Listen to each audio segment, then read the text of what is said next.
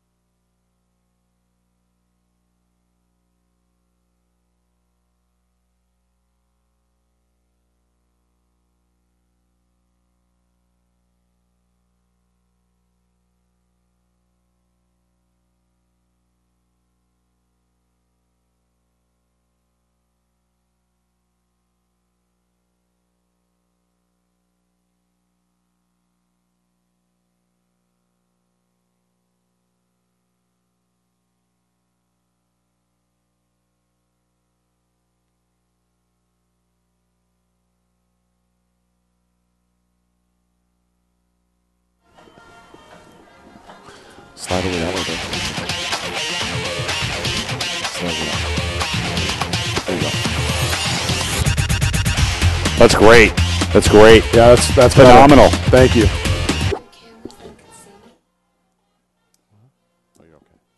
Is it for you? Because I can see just fine.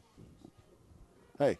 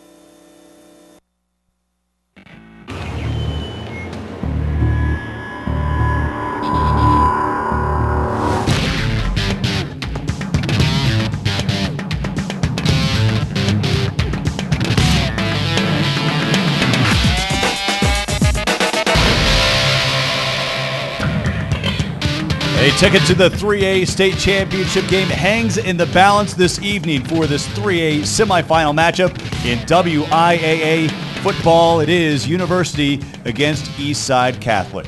Sam Adams alongside Bill Ames here at Joe Albi Stadium in North Spokane. And Bill, you talk about two teams. Well, University, kind of the Cinderella story of the state playoffs. Eastside Catholic, meanwhile, a team many expected to be here. But the X factor in all this, the Titans are playing in their own backyard, not too far from their campus in Spokane Valley. Well, they always say play your best football at the end of the season. The University Titans have done that. And as you say, the Crusaders, they've been consistent all season and not really challenged at all this year. So a big test for the home team. Crusaders putting that perfect 12-0 record on the line tonight. And they do so with one of the most dynamic quarterbacks at any level you're going to find in the state of Washington in Trey Reynolds. Well, Trey Reynolds can do it all. About 2,300 yards of total offense, 1,600 of it through the air, 23 touchdown passes to only 3 interceptions. The guy is someone that those Crusaders can count on. And if University allows him to get outside the pocket, that's where he can do some real damage. Meanwhile, the Crusaders will take on one of the most physical teams you'll find in the state of Washington, and they love to grind the football. And Bill Ames, when you talk about the offense, you have to start with Adrian Bonner, their running back. Well, Adrian Bonner got banged up here earlier in the season along with Austin Flynn. We'll talk about him most of today as well. But with those two guys out, they really struggled. Once Bonner got back and got into a flow, he really started to run the football. Nearly 1,000 yards for the season. And these last 2 weeks, Sam, he's really controlled this offense. He has. He's led the offense, 292 yards over the last 2 games. So who will get to play for that 3A state championship next week at the Tacoma Dome? We'll find out in a few moments. We've got your kickoff and starting lineup live from Joe Albi Stadium after this.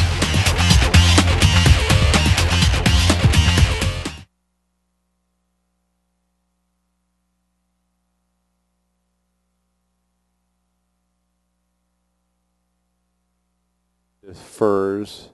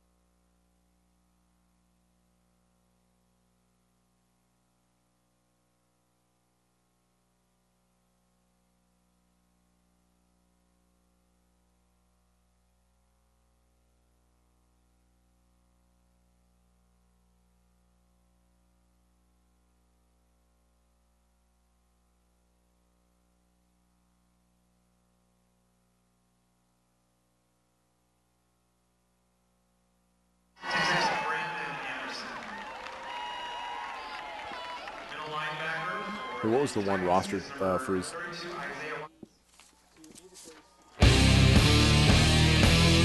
High school football on SWX is brought to you by Kimmel Athletic. Stop in and see the latest in football shoes and equipment. We are under the lights here at Joe Albi Stadium, just moments away from kickoff between University and Eastside Catholic. U-High wearing the all blacks. They won the coin flip. They have deferred. They will kick off. And you see Eastside Catholic wearing the all road whites here this evening. Want to welcome everyone watching not only on SWX but also around the world, viewing this online on the web stream at WIAA.com. Thanks so much for joining us. Hope you're enjoying your day, your Thanksgiving weekend, and should be a good one here. The Cinderella matchup, and we got a good one, the Cinderella story of the Greater Spokane League. Bill Ames, a team that had to play up throughout the season. And for those of you not familiar with the Greater Spokane League, they mix the 4A and 3A teams. Well, U-High, 3A, playing much of the season against the larger teams, the 4A teams, like Gonzaga Prep, which was a quarterfinal team. That really, I think, set the tone for the postseason. It was really setting the difference for this team now in the playoffs. Well, they've gone through some tough battles. There's no question about it, Sam. Talk about the game against Gonzaga Prep. Played that one very close. Struggled against Meade. Big loss there. Beat Ferris. Tough loss to LC. So they played the 4A schools very tight. On the other side, Eastside Catholic hasn't been challenged. The one common opponent, O'Day. Eastside Catholic, a 14.1 mid-season. University took care of business 34-6 just a couple of weeks ago out in the Spokane Valley. So I don't know that means much of anything here today, but I expect we're going to see a very competitive game. University, it's important that they have all their kids back healthy right now. The Titans basically playing with house money. When you're a team that reaches this point in a state tournament, all bets are off. You have absolutely nothing to lose, and that's the mentality this team has had over the last couple of weeks with a couple big wins in the playoffs. Again, want to remind you there was one previous playoff game here in the 1Bs, a semifinal. Liberty Christian defeating Cusick 34-32. So Liberty Christian heading off to the state championship game in 1B. Yeah, and the winner of this game will get Bellevue. You already had mentioned that, a 37-7 winner over Mount Si last evening. I got a chance to watch some of that game. Now, Bellevue looks pretty good, so whoever wins this game tonight, they'll be happy to be going to a championship final. They'll have their hands full with the Bellevue Wolverines, who seem to be in it every single year. The Titans ready to kick off, and this kickoff is sponsored by your Inland Empire Toyota dealers. One back to return for Eastside Catholic. That is Peter Kimball, parked at the 5-yard line for the Crusaders. Now two back. They've sent a second return man back. That'll be Colin Boyd. Field position going to be key for University here. Did you see an onside kick to start? Short kick fielded at the 40-yard line. And not caught off guard is Eastside Catholic. So EC will start this drive from their own 40-yard line. And we are underway here at Joe Albi Stadium. Take a look at the starting lineup first for Eastside Catholic. Their starting offense led by Trey Reynolds, the 6-foot, 190-pound senior, 1,624 yards passing on the season, 21 touchdowns, and 3 interceptions on the season. Jarvis, the running back, Mahalik, Boyd, and Musser, the wide receivers. Take you down to the field, I formation, pistol formation, in fact, here on 1st and 10 from the 39.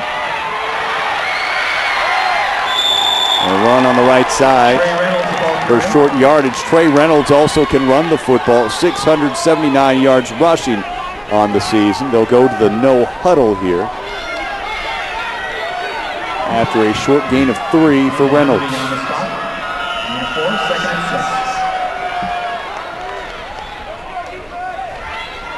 Reynolds looks in for the call now from the sideline.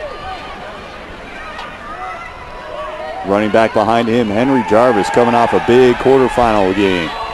A rifle throw down the sideline is complete for a first down. Colin Boyd makes the catch. So Reynolds getting it done with his feet and now his arm here on this opening sequence. Yeah, Dane Froby, the corner for University, giving a lot of cushion on that outside. They don't want to give up the big play early. And Boyd able to come in underneath. Great throw there by Reynolds on that outside shoulder. Down to the U-High 46-yard line.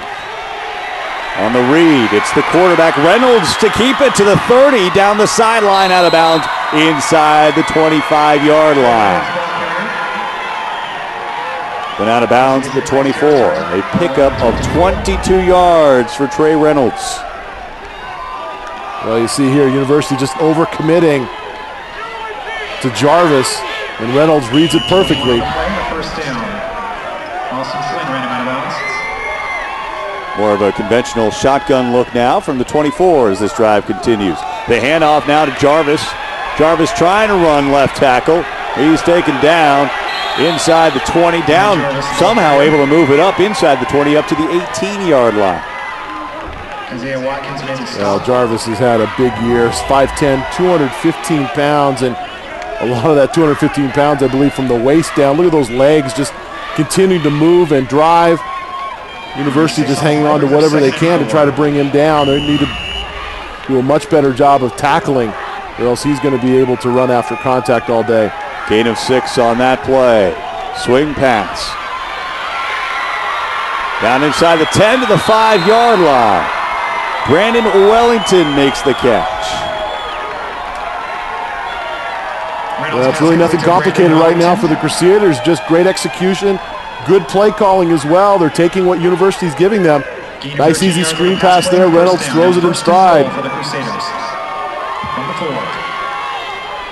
First and goal from the Titan 5-yard line. Crusaders here on their opening drive having no problems moving the football. We do have a flag on the play. Yeah, I think DeArmond got into the neutral zone. It's going to move it half the distance for the Crusaders. Dead ball foul, offsides called against the Titans. Half the distance to the goal line. University's gotten off to such fast starts here, Sam, that this is not a position that they've been really all that accustomed to, being able to play out at their home school.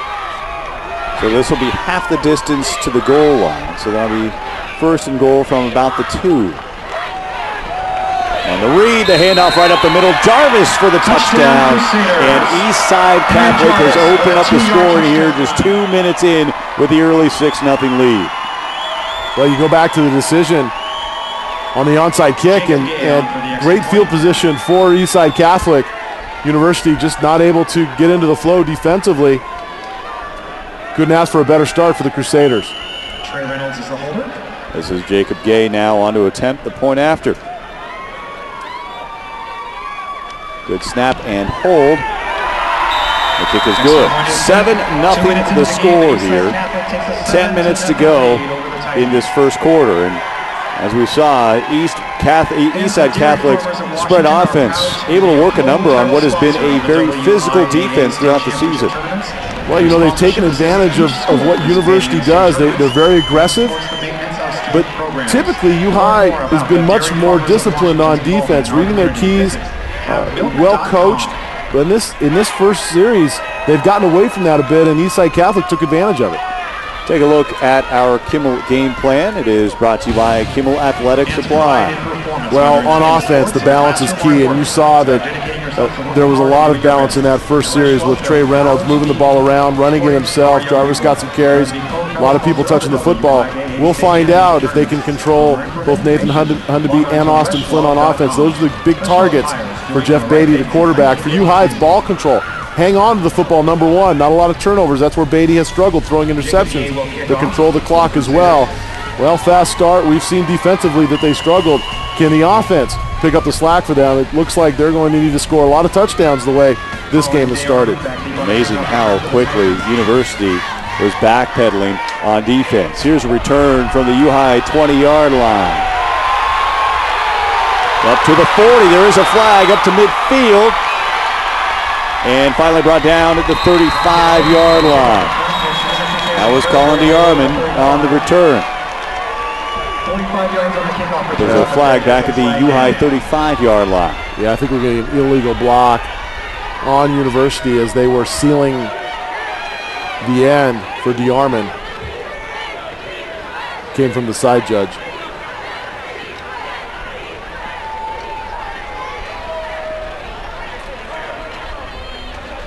One thing you want at this point of the season is some clean football. Will be a hold on the return team. The Titans on the return. That one obviously coming back and then some. Tried to read the lips of the official to see if we could get a number on that. Wasn't able to do it. But you got a holding call, and it's going to erase a nice return. You know I don't want to pour salt on the old wound here, Bill Ames, but you as a University of Washington former tight end for that team. But, you look at the penalties in the Apple Cup. You talk about that. That can be the difference maker. You have to play clean football no matter what level of play. Didn't take you long to get into that one, did it? Thank you very much. Titans on offense on the read option.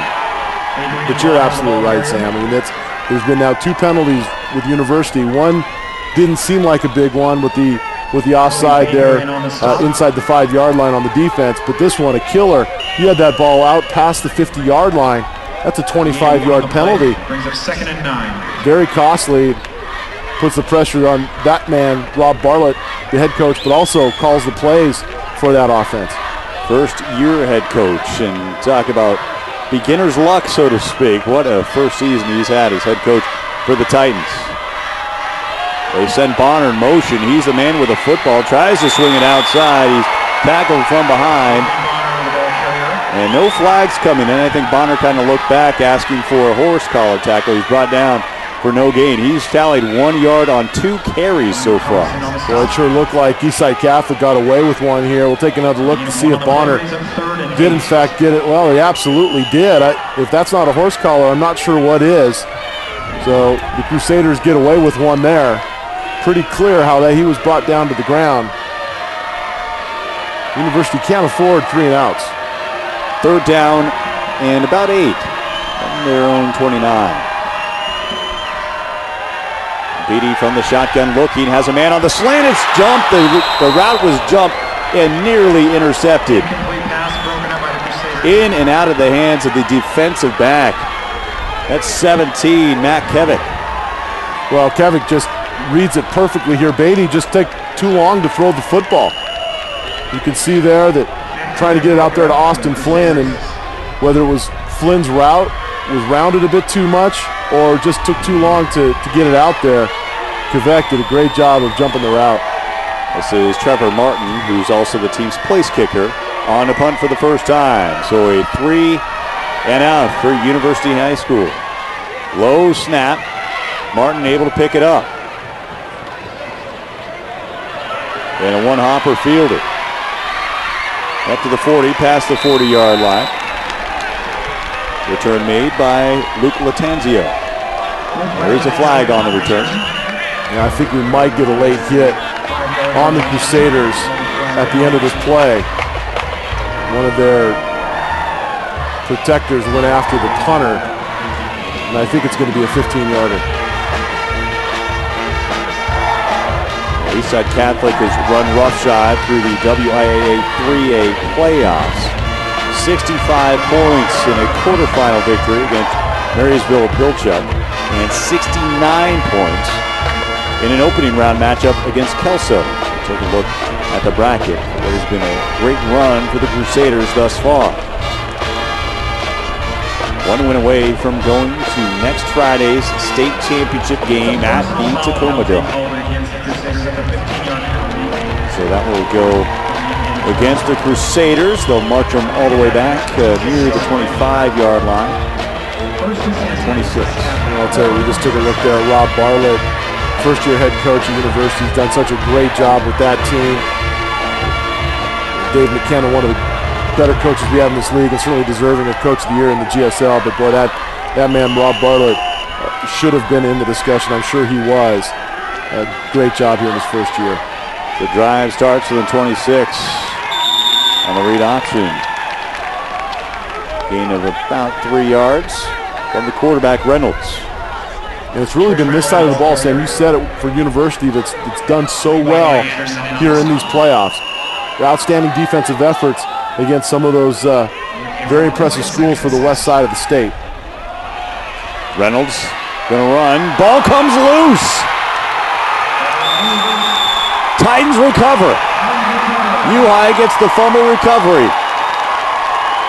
Well, Johnny on the spot. You see it right there. Great recovery. Not sure that he made the hit, but Brandon Anderson comes up with the football. We talked about this defense being such a key for this team. And a lot of it's because of the hard hitting. You see here Reynolds just trying to get outside. Hundeby does a great job to try to track him down. And that's Andrew Morgan, the senior receiver / defensive back, who comes up, not a big kid, but he makes a huge hit. 1st and 10, this drive will start from the EC 36. And it's Beatty, the quarterback, to keep it. We talk about two quarterbacks who are relied on their legs just as much as their arm. Beatty has accounted for 9 touchdowns in 3 postseason games. 5 have come on the ground. Well, I think it's going to be imminent for University to try to get the ball either to 21 Flynn or Nathan Hundeby, their tight end. Throw on the near side, that is Flynn. Flynn nowhere to run. No gain on that reception. Flynn out for a part of the season with that broken wrist or hand. Actually tried to play defense through it all and did a nice job. Actually earned first-team All-Greater Spokane League honors as a defensive back. That tells you how good of a player he was, doing that with essentially one hand with a cast on it. Now healthy, 2 good hands, and he's a weapon on offense. Won the Kamiakin game on a last-second catch to move the Titans forward. Big 3rd down and 7 coming up. Swing pass. This is Bonner. Ball comes loose. Did he have possession? Still loose. Titans recover. Were they able to pick up that 1st down, Sam? It was right. The spot right now would give them the 1st down. That was recovered by one of the offensive linemen. That's 74 who made the recovery. That's Levi Anderson. Yeah, Levi Anderson, a senior, co-captain. He's had a great career out here at University, playing on both sides of the ball since his sophomore season. A guy that's really been a key to the success of this program. I'm just curious if Bonner actually ever had complete possession of the football. Officials timeout to measure. It's kind of hard to tell when the ball's going away from our vantage point. I just don't know if Bonner had ever had a chance to secure the football. Now it's a break in the end for the Titans. Either way. That's as close as it can get. Might have to get the credit card out.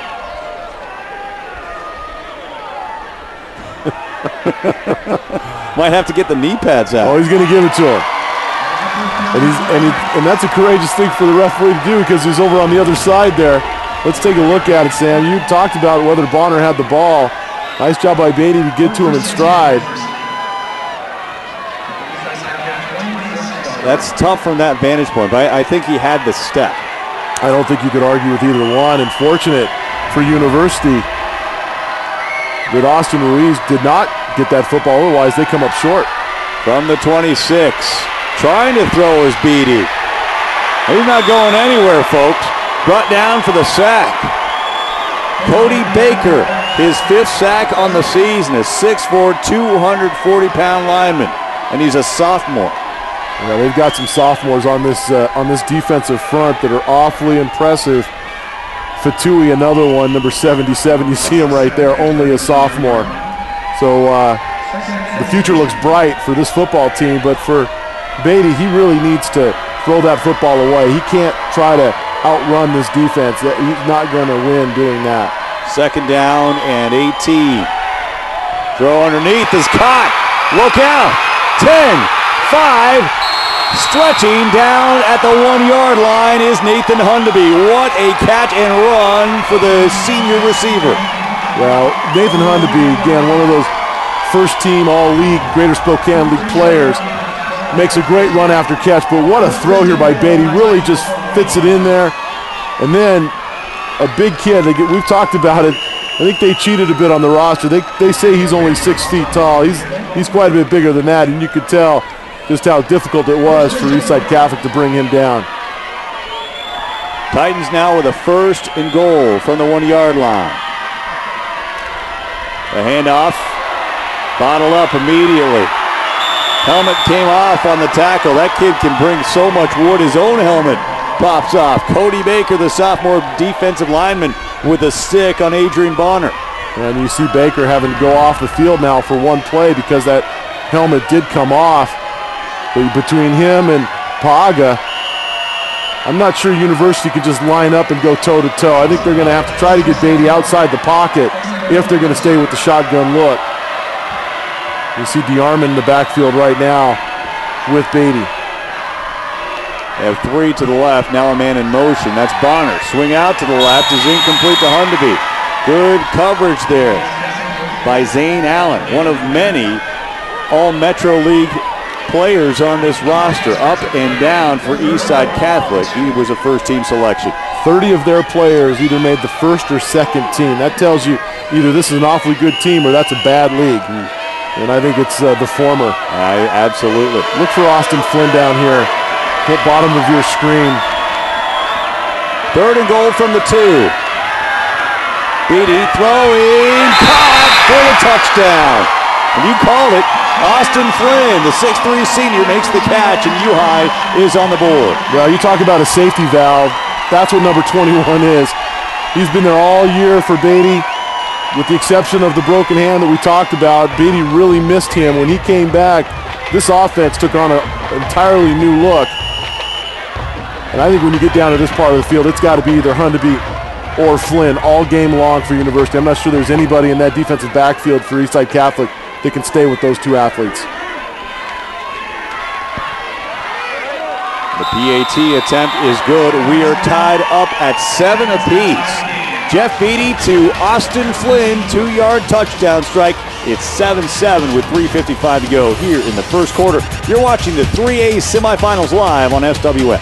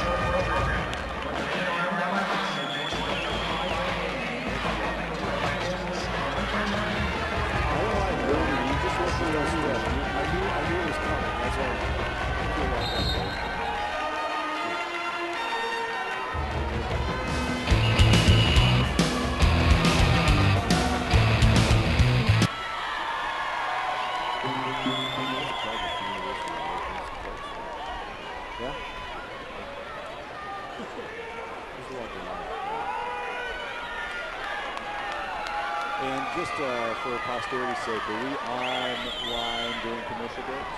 And your local stores proud to support your Washington schools by supporting sports programs and extracurricular activities. Your local sports store is committed to helping our high schools succeed. Stay home. That's how we go forward. Your local sports.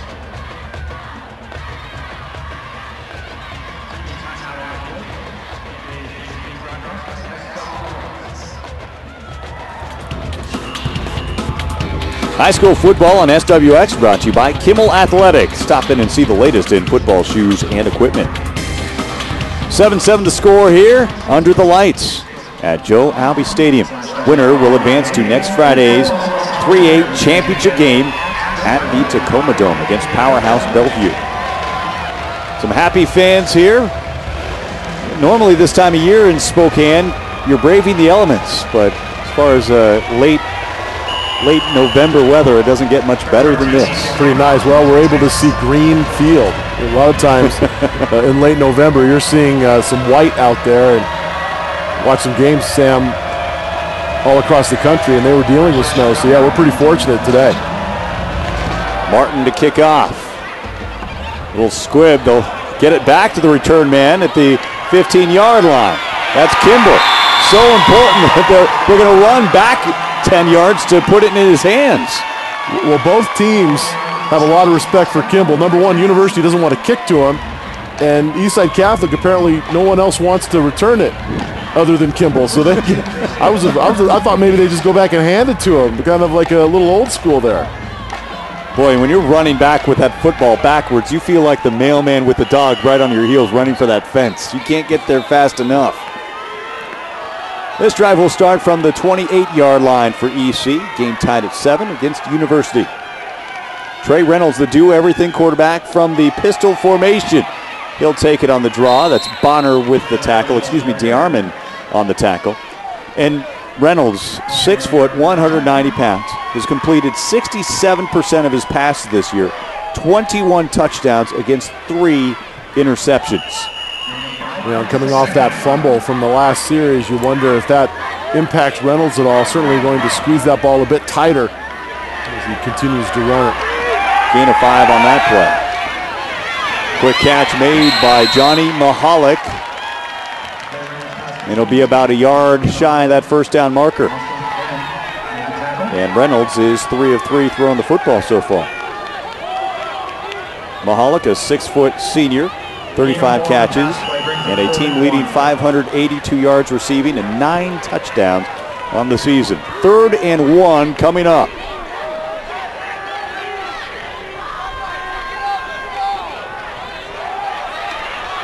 And the handoff goes to Paga.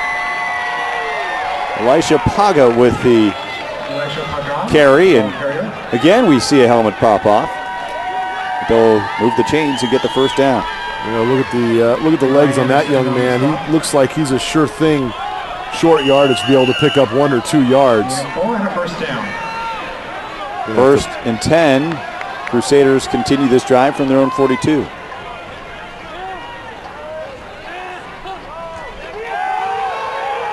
Reynolds to throw down the sideline, has a man wide open, a little bit underthrown. It is caught by Brandon Wellington. He was left wide open, and if he'd been able to make that catch in stride, we'd be talking about a touchdown here. Well, ball's underthrown, but you're going to see Yarman. I think it's a missed coverage here. He stops, lets him go right by him. He may have thought he had help over the top. No help there, and fortunately for University, the ball underthrown, or as you said, Sam, off to the races. And Reynolds will keep it. Not a good choice. Defense all over that one, led by Hundeby. You know, we watched the folks who live outside of the Spokane area watching this game here. Nathan Hundeby had one of the better games I've ever seen defensively for a high schooler against Central Valley High School mid-season. Just controlled the second half of that game when University was really struggling, trying to stay in it. Seemed like he was in on every play, and you saw more evidence of it there. Reynolds will keep it this time. He gets back to the original line of scrimmage. So he'll get those yards back, bring them back up to about 36 yards rushing. Of course, those are unofficial statistics. The official statistician here at Joe Albi Stadium has the day off. 6 on the play, brings up 3rd and 10. It's you. Right. You're the official statistician. I'm only halfway here. You can do it all. 3rd and 10 from the 36-yard line. Reynolds pressure, throwing downfield. Got rid of the football. Reynolds pass incomplete. Well, pressure was the key there for University. Brought only 4 people, actually 5 people, excuse me. Still enough to be able to have some pretty good coverage, and I think Reynolds just had to get rid of it early as DeArmond came down on him now. 4th down, looks like Crusaders are going to keep the offense on the field, Sam, but we know, having seen a lot of high school football, that doesn't always mean surefire non-kick here. Reynolds has punted on occasion this season. Limon is there every 4th down punter, if you will, but Reynolds has punted as well. He'll drop back. He's throwing over the middle, bobbled, incomplete. And they'll turn the ball over on downs. Hayden Meyer, the tight end, the intended man, could not bring it in. Well, I'm not sure he's going to even have first down yardage if he does make the catch. Going to see here on the top of your screen, great pressure. It's going to be Bryce Williamson who comes down on Reynolds and forces the quick throw. And a couple of interesting decisions early in this game, Sam. First, the onside kick for University to start, and now this 4th down, giving up some valuable field position. Beatty from a deep shotgun. Handoff is to Bonner. Adrian Bonner. Tackled after a gain of 2. Big stick once again by Matt Gevick, who's been very active defensively. Well, Quebec did a great job there, getting off the block of Martin. And if I'm Adrian Bonner, I'm thinking perhaps cut that thing inside a little bit sooner. Because this speed of the Eastside Catholic team, you're not going to outrun many of these defenders. Positive yardage, 3-yard gain on first down isn't terrible. But I think Bonner, he's better suited to just cut that ball upfield and get what he can going north-south. Bonner, a workhorse back, has been held to just 4 yards on 4 carries thus far. 2nd and 7. Beatty going to try to run it the whole way. Ball comes loose. EC says it has it. And it will be Eastside Christian Catholic football at the 40-yard line. I thought I heard a whistle, Sam. I'm not sure. I think the coaches at university heard the same thing. They're trying to get the referee's attention. Right as that ball, right before that ball came out, we heard a whistle, and you could see Rob Bartlett and Jason Daniel, one of his assistants, trying to get the referees to explain what they heard. So the turnover margin now dead even between these two teams at 1 apiece. 57 seconds to play, and the Crusaders take over on offense. Jarvis, the ball carrier. That's Jarvis, the running back, with the carry on first down. A pickup of 4. It looked like that ball was clearly out before he was on the ground, so the reason for the whistle is something that looks like no one's going to get an explanation on. 2nd down and 6. Reynolds with time underneath. Catch made by Mahalit inside the 35. And after that first drive, this university defense is settled down, is playing much better, bringing nice pressure on Reynolds. He's had to hurry some of his throws. Not able to get some of those big plays. So nice adjustment there by this defense. 3rd down and 4 coming up, as that will have to wait until the 2nd quarter. At the end of 1, we've got a tie ball game in the 3A semifinals. University 7, Eastside Catholic 7. 2nd quarter coming up.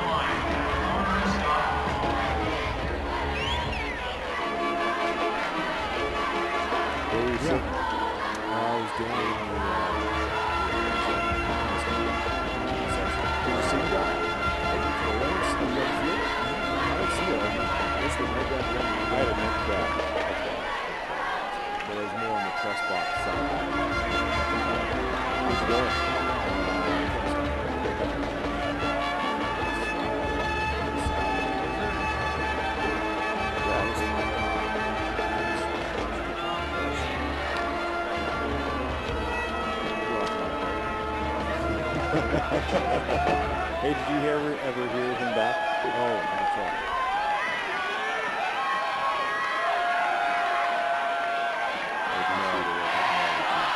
Oh, okay, good.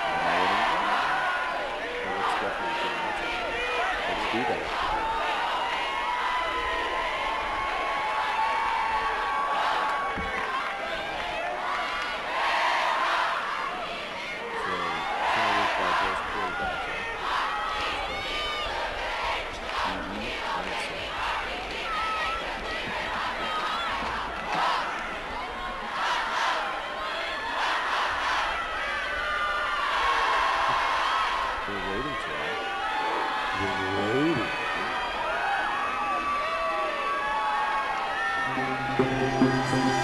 High school football coverage on SWX is being brought to you by Northwest Seed and Pet, Spokane's complete seed and pet supply. Start of the second quarter here in the 3A semifinals. 8-7 between Eastside Catholic and University. 3rd down and 4 coming up for the Crusaders. They're parked at the 34-yard line deep inside U High territory. The handoff right up the middle. That'll go for a first down. Henry Jarvis on the carry to move the chains. You can see Jarvis, just a powerfully built running back. And nothing fancy there, just straight power football. Right between that guard and tackle, and all he wanted to do there was pick up 4 yards. He got a little bit more. Up to the 26-yard line.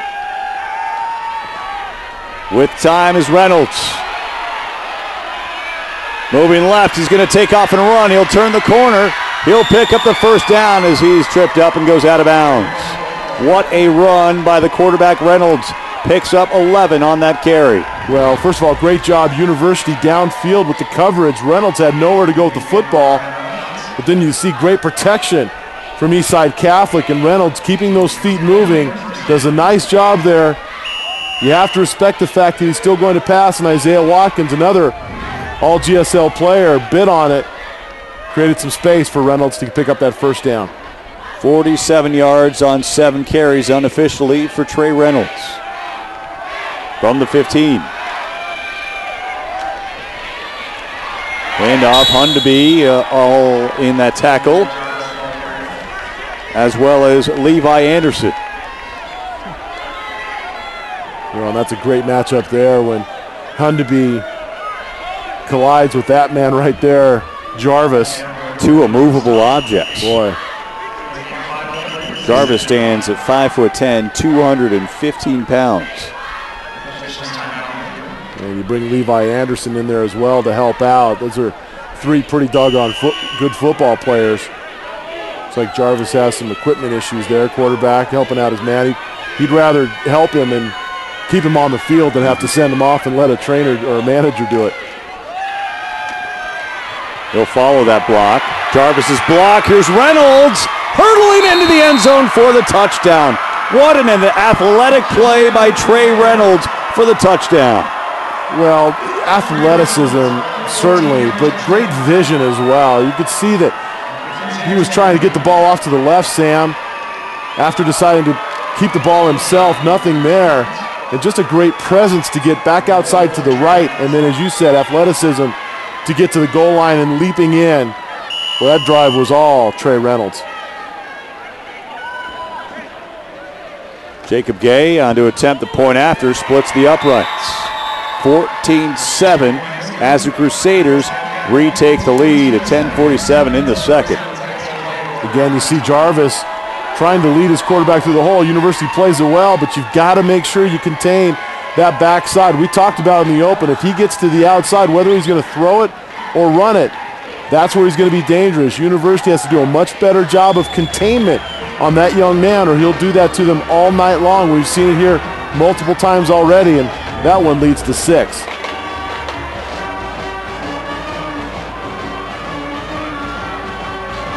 Reynolds now with 30 touchdowns on the season. He's gotten it done in the air. Excuse me, 29. That'll be 29 total touchdowns on the season. And his 8th rushing touchdown on the year. Well, both drives for Eastside Catholic, relatively short ones. One set up by the onside kick attempt to start the game by University, and this one on the fumble from Beatty. So University not forcing Eastside Catholic to go full field yet for scoring drives. Do a much better job of maintaining that field position. So the Titans will play from behind once again. Booming kick will sail into the end zone, no return. Don't have to worry about them taking the air out of the football here. Got some talented kickers. A lot of talented football players as well on both sides. One guy that we read a lot about coming into this game, Markel Sanders, actually a commit to the Washington State University. Haven't seen him on the football field yet here tonight, and we understand that he's had some injury issues, so we probably won't, but another good football player for Eastside Catholic. The drop by Beatty. He'll get dropped behind the line of scrimmage. Couple tacklers in on that, but you got to give David Hurdle credit on that sack, and all-league linebacker coming in on the blitz. Well, this one's on Beatty. He wanted to go stop and go. You saw it to Flynn. He needs to let go of the football right there. It just doesn't do it. Flynn actually had gotten down the sideline. Defender had bitten on it. I think that was Kvek that bit on the fake. Beatty just didn't get rid of the football. Loss of 5 on the play. And the Titans are backed up from their own 15.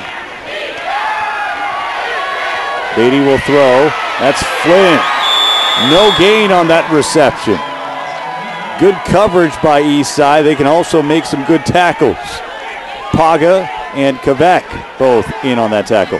Well, they're not only big, but they're very fast. And you see Paga there at 255 pounds, only 5'10". Well, you can get that 255 out there pretty quickly, and was able to do so, shedding off the block from Hundeby. 3rd down and 15. U-High trailing EC by 7. The fake to Bonner, looking downfield. Beatty has a man. Hundeby at midfield makes the catch. They spot him down to the EC 45-yard line. 40 yards on that reception. Sorry, Sam. I'll tell you what. They just need to find Flynn and Hundeby, because there isn't anybody in this backfield right now that can stay with these two players. You can see Hundeby, he gets behind 2 men. That should never happen on 3rd and long. And he's a tight end. It's not as if he's a speedy receiver. So these are 2 guys you just have to work them to death until Eastside Catholic loosens things up and finds a way to cover them. Beatty again downfield. Incomplete. Austin Flynn, the intended man. And that's exactly what University is trying to do. They try to get out to Flynn, and he had the step on Kvek. Ball's just poorly thrown behind Flynn. Otherwise, that one goes for 6. Hundeby with a team leading 32 receptions, 30 receptions during the regular season. 2 more today. 2 catches, 57 yards for number 80, Nathan Hundeby.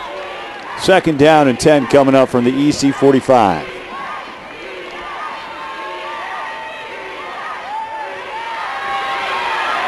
Beatty will take off. He'll turn the corner out of bounds inside the 40. Great decision there by Beatty. It looked like with the spot from the far side that he may have picked up the 1st down yardage, but he's going to be just a couple of yards short. But good decision here, very decisive, and then picks up a great block there by Bonner on the outside to get him a couple of extra yards, get into a very manageable 3rd and 2. That kid has grown up a lot over the course of this season. We saw him against Gonzaga Prep, game 2 of the season, and he really struggled, but as the season's gone on, he has grown into the position. We'll talk more about the fact that he wasn't even projected to be a quarterback when the season began. 3rd down and 2. 2 seconds remaining on the play clock. They didn't get it off. Timeout taken by the Titans. You can't take them with you into the half, and what better time to use it, especially on a 3rd and 2 situation. Well, that's a heads-up play by Rob Bartlett. He saw that the play clock was coming down. So did Beatty. But when you're in that shotgun situation, you're going on a silent count. So he's going to clap or give some kind of a signal, and then that center snaps the ball within a couple of seconds. Rob Bartlett saw that the ball wasn't going to be snapped before the play clock went to 0. So he gets the timeout. Very heads-up play by that first-year coach. And can't say enough about what that guy right there has done with this team. Talked to some of the University Titan players in the week and asked them what's it like when you have some carryovers from the coaching staff, but then you have the new blood and people moving up and changing positions, and one of those Rob Bartlett. And one common theme is just the energy. You have young coaches, it's energetic. Yeah, it starts right there with him, but he's got other guys. Jason Daniel, we saw him earlier. Adam Daniel, who was the head coach out at Newport for a couple of years, longtime assistant at Meade. Don Ressa, who's been around for years with this football program, coaching that offensive line, also doing a great job. Beatty on the throw, incomplete on 3rd down and 2. Colin DeArmond, the intended man. And that pass rush was all over Beatty. Actually looked like Beatty had Hundeby underneath for an easier throw. You're going to see it right here. He goes past the tight end. Tight end actually tries to reach up and get it. And now 4th and 2. You're in a 4-down territory here for University. Believe Trevor Martin on the sideline. 4th down and 2 from the 37. A lot of cushion down below with Martin. The fake to Bonner. Throw downfield, incomplete. And they'll turn it over on downs. Tried to get it, DeArmond was thrown behind him on the route. Take a timeout, 6:46 to play, and it's a 1-touchdown game.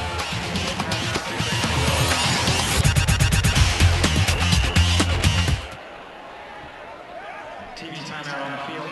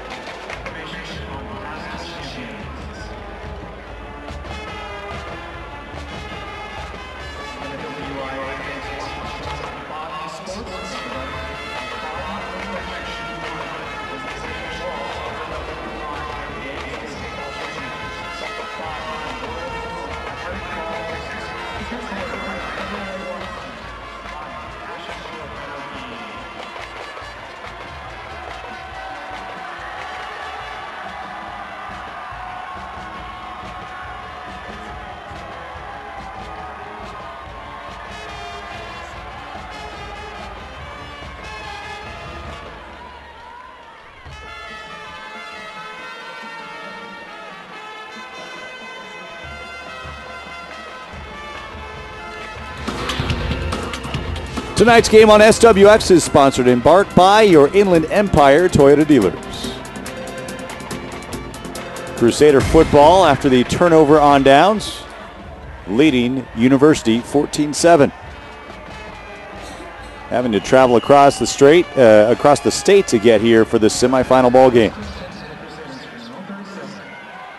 1st and 10 from the 37. Reynolds at quarterback, handoff to Jarvis. Jarvis will get 2 up to the 39. And he's up to 27 yards rushing now on his 6th carry. And most of those yards have been of the bruising kind, carrying people with him. That time, nice job up front by University. Levi Anderson in on that play. 2nd and 8 after that gain of 2. On the read, there's Hundeby with a tackle for loss. All over it. And Jarvis was stopped dead in his tracks. The one thing about this University defense that we've seen all year is that as the game goes on and these coaches get a chance to make adjustments, they get better. And teams don't react as quickly as they should to what University's defense does. Again, a great sign of not only great coaches, but kids who buy into the system and buy into what their coaches are telling them. That's, I think, Sam, where University has come the furthest over these last couple of years. A big loss of 1, 3rd down and 9. Trying to set up the screen. Look out, this is Wellington. Wellington will get the 1st down into U-High territory, finally brought down at the 42-yard line. 20 yards on that reception. Well, great execution there by the Crusaders on offense. Reynolds really sold this. Thought University reacted pretty well to the screen. You can see Anderson starts to back up, but just perfectly blocked. And some bad angles there. You see Morgan takes a poor angle to try to make a play, and that's a big 3rd down conversion. If you're University, you need to get off of the football field. 3rd and 10 plus. From the 42, it's Wellington on the ground this time. as he's wrapped up by Anderson. So Jarvis the feature back, but they'll put Wellington all over the football field. They'll line him up as a wide receiver. They'll put him in the backfield. He got the carry there for a short gain of 2. Inside of 7 minutes here in this second quarter of action. Timeout on the field. This will be charged to the Titans, their second. They have 1 remaining. Yeah, it looked like they had a substitution issue trying to get a player on late. And again, probably wise to get that timeout called, not send somebody in there who's not exactly sure what they're supposed to be doing. That's when you give up big touchdown plays. So smart decision, like you said, Sam. Don't take them with you into the locker room. Get in there and talk about it a little bit with that defensive staff. So 2nd down and 8 coming up for an offensive juggernaut for Eastside Catholic. Tell you what, you get your hands full anytime you take this team on. 60-plus points in each of their first 2 playoff games. As you take a look at their schedule, their season low, 22 points. That was a win. They held Seattle Prep to 6 points. But you see the 60s. 3 times this season, this team has scored in the 60s, including when it matters most in the state playoffs against Kelso in the opening round, and then again last week in the state quarters. After the timeout, it's 2nd down and 8. 5-man rush coming. Deep throw. Overthrown, incomplete. Intended for Justin Musser. Well, you like the fact that Eastside Catholic willing to take the shot downfield. Show University they're not afraid to do so. It's going to open things up underneath. And you may see them come back now on 3rd and 8, Sam, with exactly that. Something that's going to be more middle of the field underneath now that they've stretched this defense out a bit. Pistol formation. Crusaders needing 8 yards here. Throw to the sideline. One-handed attempt. Incomplete. Incomplete for Colin Boyd. 4th down coming up. Well, another one of those interesting decisions. Looks like Eastside Catholic will keep the offense on the field, and teams just don't want to punt anymore around the 40-yard line. They just feel like they can pick up the yardage necessary and roll the dice from a field position perspective. Reynolds in a pretty deep shotgun, though. Might see a punt here. That's exactly what he'll do. Drop kick inside the 10. That's a good punt. He's down at the 3. 37 yards on that punt from Reynolds. Got a flag down too, Sam. It looks like on the far side.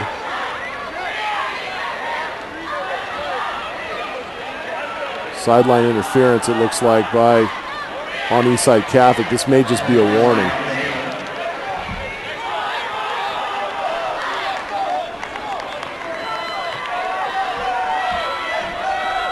Long run back now for that referee.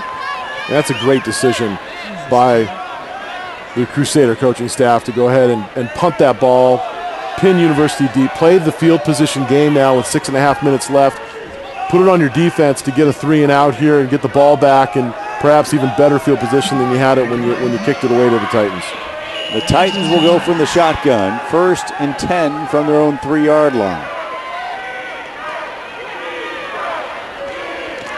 Beatty back to pass. Tipped and incomplete. Dangerous throw there. And Warfield, Joey Warfield, I believe, or was that Zane Allen? Zane Allen got a hand on it. Yeah, Beatty very fortunate that Allen not able to hang on to that ball. And you can see that University sideline. They've got to be happy with where they're at in this game, considering what Eastside Catholic has done in this postseason. Beatty will keep it this time. Stays on his feet, past the 10-yard line, up near the 13. It'll be close to the 1st down marker, and Bill, I think he got the 1st down. Well, he got a generous spot. It looks like the official let him, gave him a few extra yards, or maybe a half a yard, I should say, on the slide forward. Whatever the case, University picks up a much-needed first down. And while Adrian Bonner has been held in check, 4 yards on 4 carries, Beatty now has 23 yards on 4 attempts. Yeah, and you like the fact that University is not trying to force Bonner into the flow here. They're giving him his carries. They switch the guards up at the last second on the reverse. Throwing is Schmier, has a man wide open at the 40. And look out, it's a foot race to the 30, 20, 10, 5, touchdown. The trick play, and Austin Flynn is in for the touchdown. Well, it's important to get it to Austin Flynn, and it doesn't matter who throws it. It could be Beatty, it could be somebody else. This time, it's Schmier. You might be surprised to see a guy like Schmier be able to throw it out like that. Well, he's the backup quarterback and was the projected starter when this season began until Beatty came in and took the spot over. So a great play call. Well, what a gutsy play call down deep in your own territory. A reverse pass from Schmier to Flynn. We've got a tie ball game once again. 14-14 with 5:45 to go in the half. You'll see it here again. Bonner with a quick flip. And just a great throw by Schmier. Just get it out there to Flynn. Don't try to lead him. Just put it right on him. And you can see the breakaway speed this young man has. I wasn't sure that he was going to be able to get it all the way down there with the speed of those defensive backs. And boy, he had no problem. He actually pulled away from him there in the end. Great play call there by Rob Bartlett. Those plays are always fun when you pull them off. Well, it's win or go home, so you pull out all the stops. There's no reason to leave any plays in the playbook here tonight. And now you got a team in University that's awfully energized. And an Eastside Catholic team, Sam, that hasn't been in this position very often. Tied up with 5.5 minutes left to go in the first half. So how they react will be very important towards the outcome of this game. I think Eastside Catholic has gotten a little more out of UI than they expected. Well, I'm not sure it should have been a surprise. I mean, people have said, well, University was able to do what they did based on the fact that they played at home, they played on a sloppy grass field. You know what? Football's football. Everybody plays on the same surface. I'm a big believer in that. And if you thought that these wins in the last couple of weeks by University over O'Day and North Thurston were an accident, you need to give that team a little bit more credit. Again, kicking anywhere but here, the return man, Kimball. And this time it's Ivanov that jumps on that football. I tell you, that's not bad because you're taking your poison either way. You put it up to the 37-yard line. Well, at least there's no threat of a touchdown. Well, and Martin's got a strong leg. We've seen Martin put the ball in the end zone on a regular basis. So they've seen some things on film with Kimball that tells them that they do not want to kick to him. And perhaps it also speaks to the coverage of University. They've struggled in that area this season. Well, after the 87-yard touchdown reception by Flynn, here comes EC. This is the quarterback, Reynolds, past midfield into University territory. He's down to the Titan 48-yard line. Yeah, and let's not forget that this is a pretty potent offense as well. Just a straight quarterback draw. Nice job of blocking up front. University doesn't get off blocks quickly enough. And in the open field, Reynolds, awfully dangerous. 15 yards on that carry. Rolling out, Reynolds has a man at the 35, down to the 30, and out of bounds. Catch made by the tight end, Hayden Meyer. Yeah, nice offensive set there, getting Meyer on a simple little out pattern. University had to respect the deep coverage. They had players going down the sideline. Meyer able just to come up underneath. Good decision by Reynolds and a great throw. 5:21 to play in a high-scoring first half of action. Reynolds on the quarterback draw. He's down at the 25 after a gain of 3. Reynolds continues to go to work here. He's got darn near 70 yards rushing so far in 10 attempts.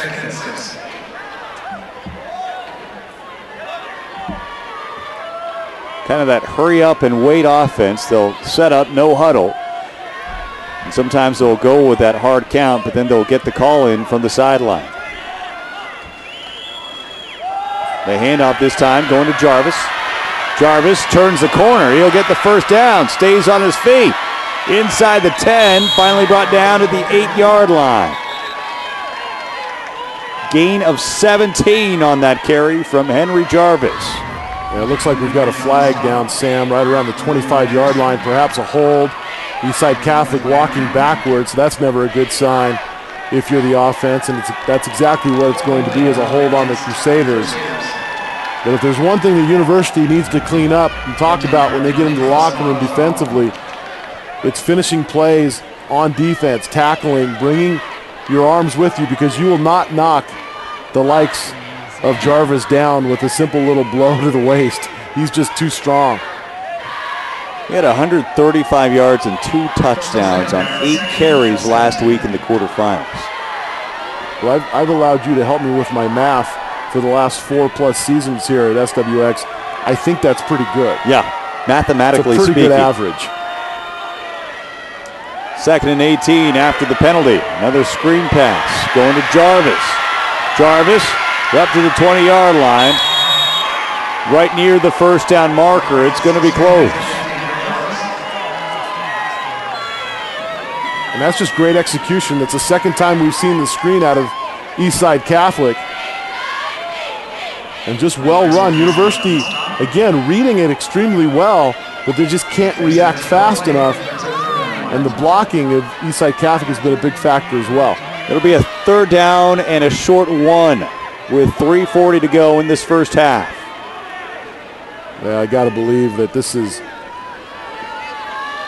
Henry Jarvis time, big number 23 in short yardage. From the shotgun on the read, it is Jarvis up the middle. He'll easily get the first down after a gain of 5.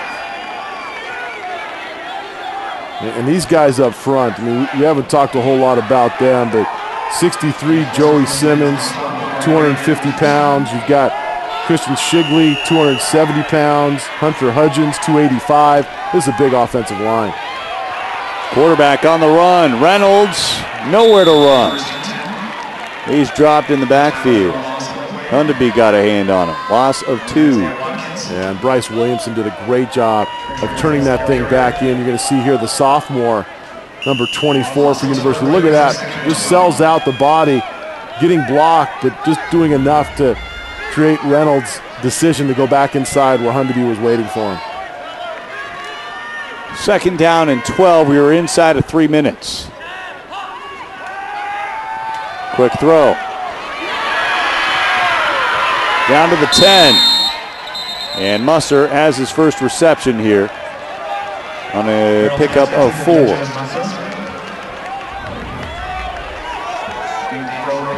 Yeah, just trying to get a little bit of that lost yardage back to give yourself a more manageable 3rd down. And great job here by Musser just getting upfield. Martin takes a bad angle to try to get to the receiver. Fortunate that he had help on the outside. 3rd down from the 10. And the Crusaders need to get down to the 4. There's 6 seconds now on the play clock. They just got it off. Reynolds swings it out. Jarvis, touchdown. Back and forth we go. Eastside Catholic retakes the lead with 1:51 to go in the half. Well, and another screen look here for Eastside Catholic. University just not reacting quickly enough to the screen action. And, you know, there aren't too many other people that Reynolds is going to go to with that screen other than that young man there, Jarvis. And there was only one University defender out there with any chance of making a play. And You need several more men than that if you expect to bring that big man down. Gay hits the PAT, 21-14. University has never led. Eastside Catholic retake the lead, 21-14, as we take a look at the replay. Again, you're going to see it here. You've got to understand, if you're playing up front for University, if the lineman is going to let you go through that easily, there's something in your brain that just has to tell you this is going to be a screenplay, and react and get back downfield. They just don't do it quickly enough. Jarvis catches the football in open space, and that's trouble for any defense.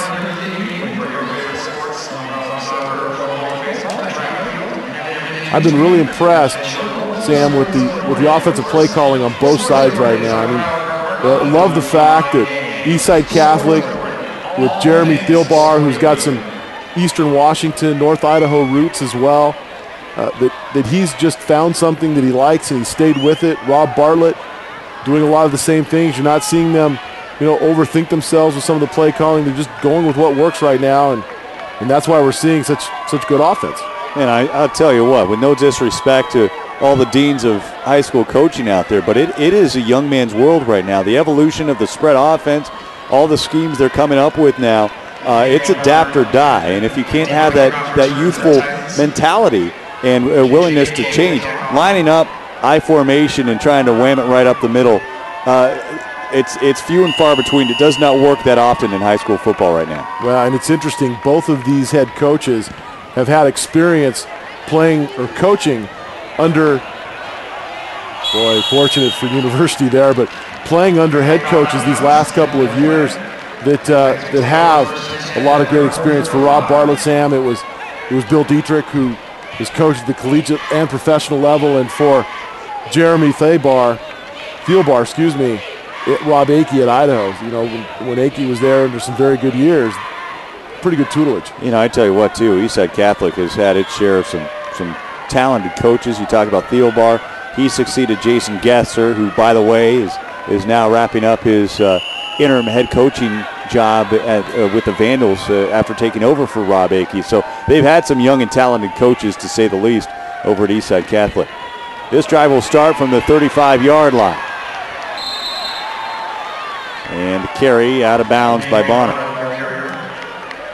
Well, and a break for University on that kickoff, with that ball going out of bounds just barely, but enough for the penalty to be called, and good field position out to the 35-yard line. So with one timeout left, remember University had to burn a couple early, one on offense, one on defense, and only one left. You'd love to see them be able to get down here in position to at least get a field goal going in the lock. Remember, University will get the ball to start the second half. A carry of 5 yards by Bonner more than doubles his running total for the ball game. Beatty will keep it. He'll get the first down.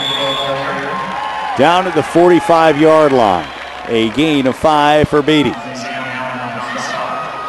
Beatty certainly not at Reynolds' level in terms of his ability to run the football, but he'll run it up in there. And keep in mind, he was not a quarterback to start this season. When they were at summer camp, they thought he was going to be perhaps a defensive back, maybe a running back. And they saw him more in his leadership abilities and thought that perhaps quarterback would be the spot for him. And again, he's just grown throughout the season. 1:28 to play in the half. One timeout remaining for the Titans. Catch made by Trevor Martin, and he gets out of bounds. Jeff Beatty's pass complete to Trevor Martin, out of bounds at the 45. Yeah, it looks like it looks like no gain actually, but he was able to get out of bounds, so that'll stop the clock. 2nd and 10.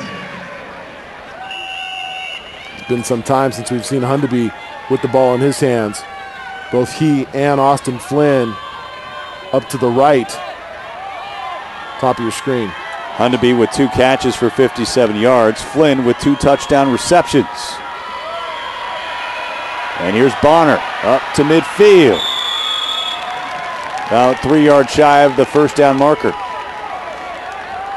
3rd and 2 coming up. Clock's still running as we near the minute mark. Well, great job there by Beatty. Really sold that fake.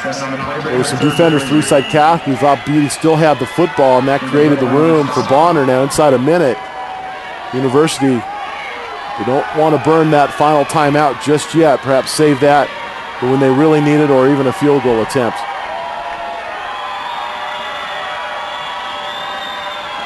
Beatty will keep it. Nowhere to run. Stopped a yard short of the first down marker, and a timeout taken by Coach Theobar. So the Crusaders will take the timeout on fourth down. And that's really not a spot on the field where University's had any sort of luck, whether it's in the middle of the field or down near the goal line. That interior, in between the tackles, University has really had a hard time being able to pick up any kind of yardage. And that's a physical team that, you know, when you talk about the greater Spokane League, you think speed, you think Meade, you think Gonzaga Prep. U-High kind of more of a between the tackles team here. So they're not going to be playing to their strength if they try to get it outside. But credit this team. Bill Ames, they've set up Bonner. They've put him in motion, trying to get him some momentum so he can turn the corner. Well, I think that's where they've won here tonight. It's been the speed. It's been the ability for Flynn to get outside and get past some guys down the field. Hundeby has shown some speed as well. As you said, Bonner, DeArmond, even Beatty's had some success to the outside. But yeah, in the interior, you got guys like Baker at 240 pounds, Fatui at 305, and oh, by the way, those two men, sophomores. Good decision here by Rob Bartlett if indeed they decide to kick it away. Looks like they're going to. This is Martin the punt. Luke Lantanzio back to return. 35 seconds to go.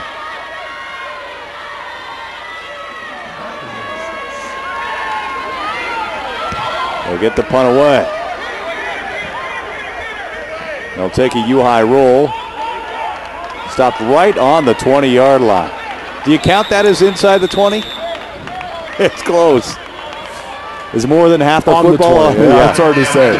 It's too tough of a question for me on a Saturday evening. Well, you have that category, right? You have your punting average, and then you have your inside the 20, the I-20 in the stat column. I'm sure the punter, would, if he had something to say about it, he'd love to have it inside the 20 because that'll pad his stats. Well, we're not inside the 20 as far as seconds yet. 22 seconds remain here for Eastside Catholic. And the Crusaders do have 2 timeouts remaining. The way this team has moved the football here offensively, they're still a threat. Trey Reynolds from the shotgun. That's Jarvis with him in the backfield. He'll roll out, plenty of time. Changes direction, brought down. Chasing the whole way and never giving up on the pursuit. It was 56. Unfortunately, on my roster, we don't have a 56, but good play nonetheless. 21-14 the score at the half. The Titans trail the Crusaders by 7. And a trip to the 3A state championship game hangs in the balance. We'll take a break.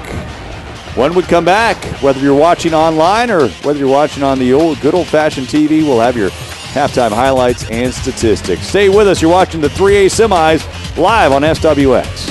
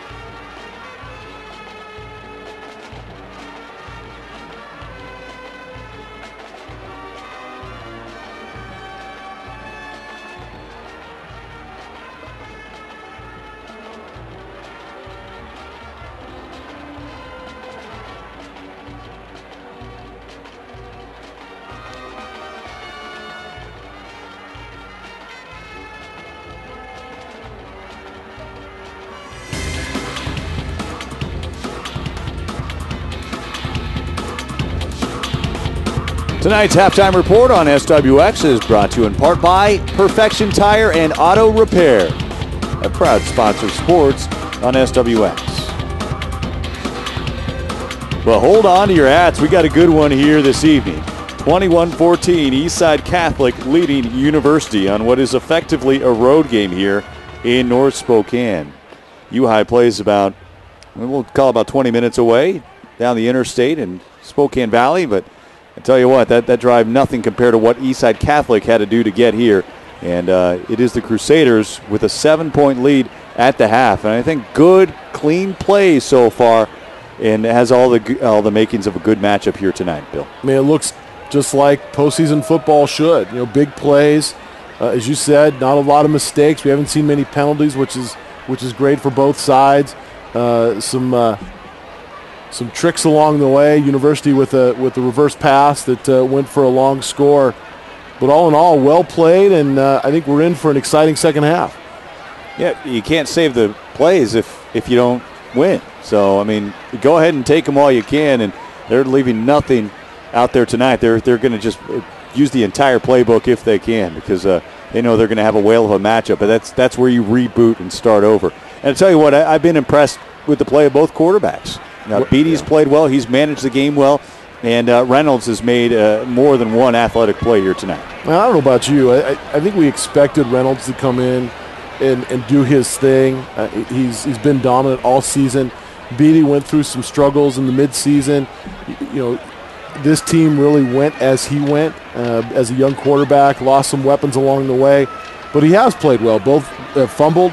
We've seen a few mistakes. But all in all, they've played well, and now, Sam, it's in the hands of the coaches making adjustments at halftime. I think that's going to be a real key here in this third quarter. You see the fans milling about, lining up, getting those snacks. You have our permission to go to that refrigerator, grab you something, and get on back to that couch. We're back with more halftime coverage here, live from Joe Albi Stadium. It's 3A semifinals.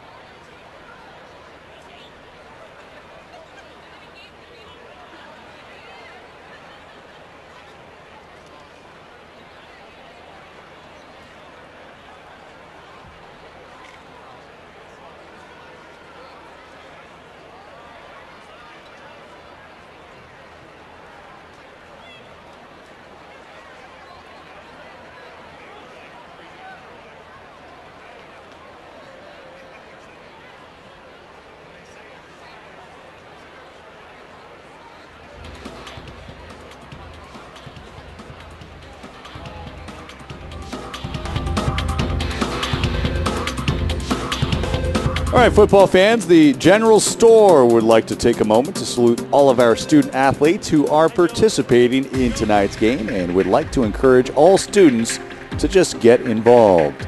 General Store saluting student athletes. All right, an exciting first half between these two state championship hopefuls, Eastside Catholic and University. Let's roll those first half highlights. And just 2 minutes into the ball game, we'll pick it up in the first quarter, and it's Henry Jarvis on the short touchdown run. Well, this was early, and we thought perhaps trouble for University, really moving the ball, and then they get it back, but the defense comes up big for the Titans. Yeah, dislodging the football, and the Titans take over later in the first. And it's a reception by Nathan Hundeby, a 17-yard reception down to the 1-yard line.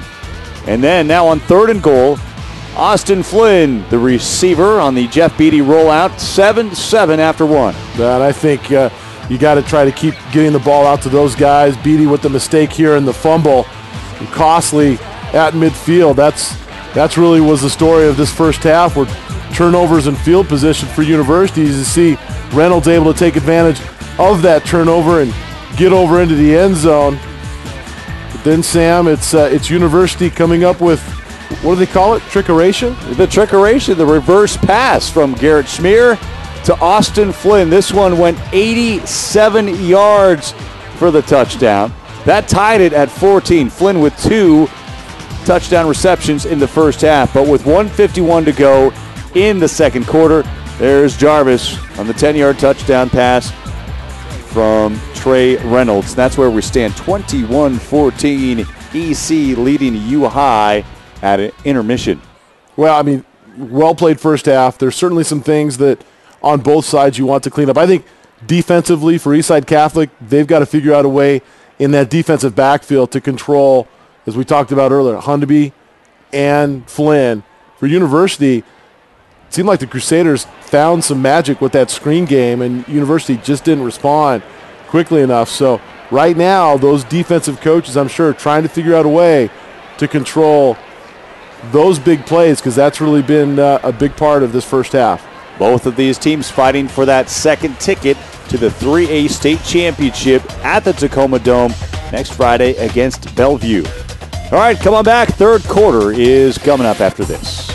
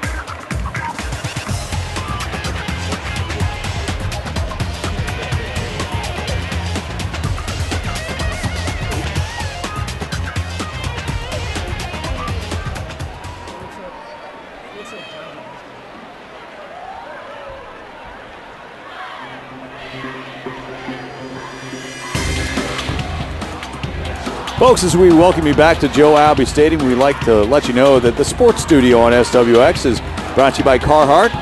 See Carhartt nightly on SWX tonight. Stop by your local Carhartt retailers to stay warm this winter. It's kind of like your office. It is. It's our Carhartt sports studio. Sam's office, brought to you by Carhartt. It is. Huh?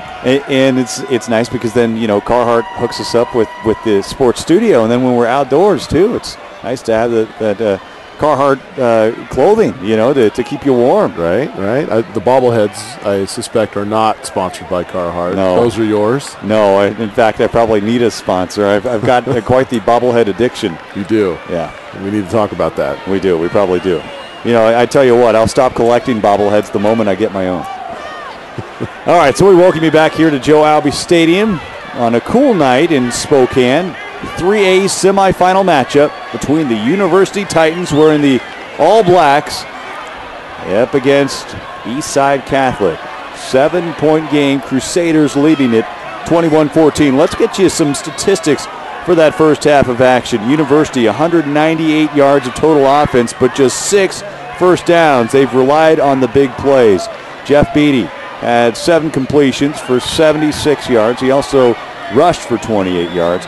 Austin Flynn, the leading receiver, 4 catches, 90 yards, 2 touchdowns. Nathan Hundeby doing a great job as well receiving with 2 catches for 72 yards.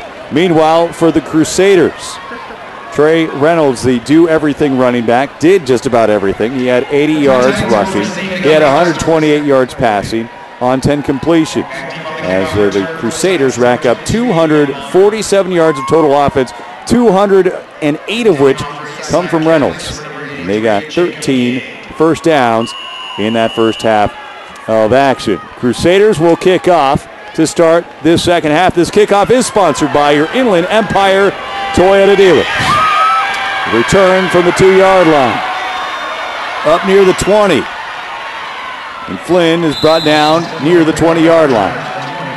So the Titans will take over, trailing by 7. And again, led by their quarterback, Jeff Beattie, who had 28 yards rushing.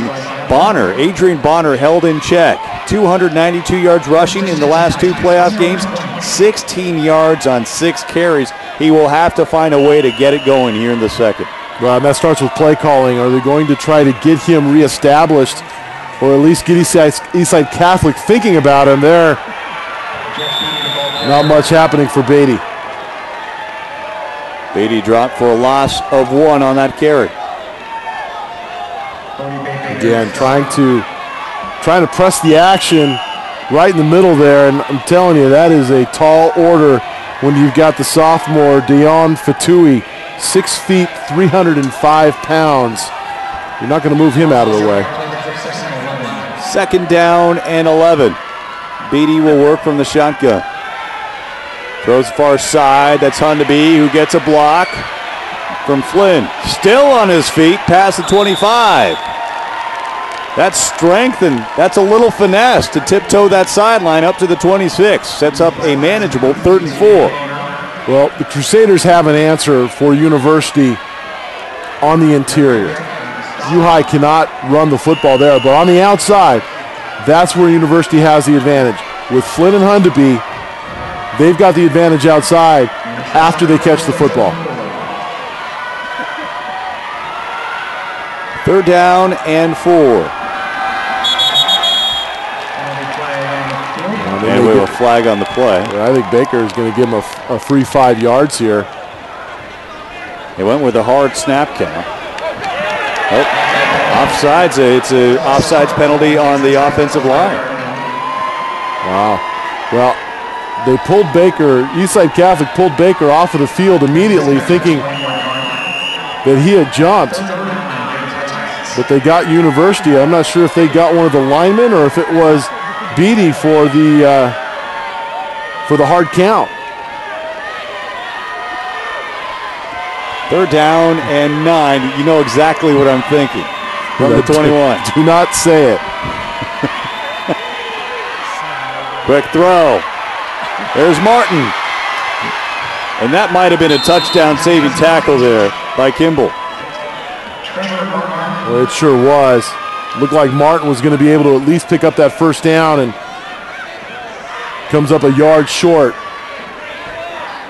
And I don't think there's any way University goes for it here. You'd love to see, if you're a University fan, Martin be able to pick up that 1 yard. I will say this, you don't line up and go for it on 4th down and 1 inside your own 30, but if you have a trick play on a punt, now's the time to run it.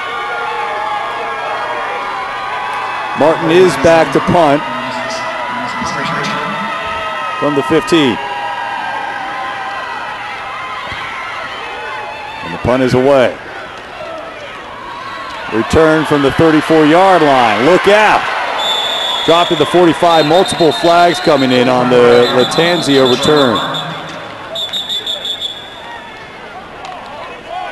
Yeah, and I saw one flag come from well away from where the action was, so perhaps some kind of an illegal block or block in the back behind the action. Typically that's the call when the flag comes in from way out there. Let's take a look now after that penalty at our Kimmel game plan as we're at the halfway point of the ball game. Well, I mean, the offensive balance for Eastside Catholic has been extraordinary. I think Reynolds has done a great job getting the ball to many different people, including himself. They have not controlled Hundeby or Flynn. I think that's got to be their focus here in the second half. Do not let those two players get going. For U High, ball control has been an issue. They haven't really played the field position game, and certainly turnovers haven't helped. And the fast start, I think they got off to as good a start as you can hope to get to, considering the way Eastside Catholic loves to run all over people early. Keeping this thing a game at halftime, you've got to be happy with that if you're Rob Bartlett and the rest of this coaching staff. Well, they whistled the play dead before it started. 1st and 10 from the 32. Pistol formation, look out, up the middle, it's Jarvis. Jarvis into U-High territory, still on his feet, finally brought down inside the 40. Are you kidding me? What a run by Jarvis. Well, you can just see it with him. Once he gets some steam going, he's just so hard to bring down. Again, he's just on a dead sprint when he gets that football. There's no reading here. It's just running, and University trying to tackle the football. That's just not going to work. You're not going to pry the football away from his arms. Get down around those thighs and the waist area and get him to the ground. 29 yards on that carry, and they go right back up the middle for a gain of 4 on that attempt. Jarvis again. He's not going to get a break. Finally he does as he heads towards the sidelines. So he gives them 29 and then an extra 4 to boot. 2nd and 6 coming up from the Titan 36. That's Wellington now in the backfield alongside Reynolds. Reynolds rifles one. And they'll be about a yard shy of the first down marker to Colin Boyd. Yeah, we see a talented football team out here with Eastside Catholic, Sam. We also see a young football team. Jarvis only a junior this year. We've talked about some of those big sophomores on the defensive front. This is a team who's going to be back in the playoff hunt next year as well. Pistol formation. This will be a 3rd down and 1 from the Titan 30. Titans trying to make a big stop here. Wellington up the middle, had first down yardage, decided to sidetrack a little bit and is stopped for no gain.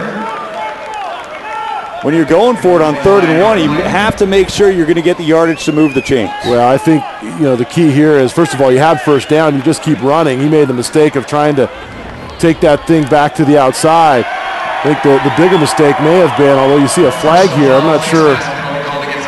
Looks like maybe a face mask against University, so it's really not going to matter in the end. But 3rd and 1, a little surprised Jarvis wasn't in there to take that carry, but as you see, a 15-yard penalty against University is going to be quite costly. All right, let's take a look at the replay on the carry by Brandon Wellington. And there's the face mask right there. Wasn't much there, but enough for the referee to throw the flag. You cannot put that hand anywhere near the face mask area. That play whistled dead after Musser came in motion.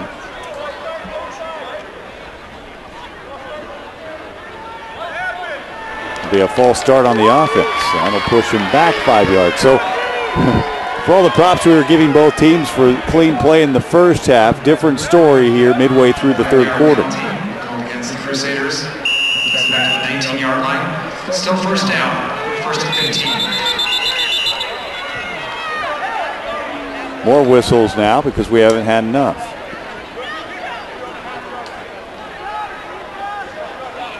First and 15 from the Titan 19-yard line. There's Coach Theo Barr, his second season after taking over for Jason Gesser. He's had work at Washington State, Montana State, Idaho. You may remember him from his playing days as a running back at Sandpoint High School. And look out, there it is, a touchdown. Boy, oh boy, Jarvis back in the ball game, takes off for the touchdown run, and it's now a 2-touchdown lead for Eastside Catholic. Well, you get so focused on Jarvis just running over you inside. That's where your attention starts to go. And then when he bounces it, there's just nobody there for University. Great read there by Jarvis, showing that he's not just a powerful running back, he's a smart one as well. Point after coming up for Jacob Gay.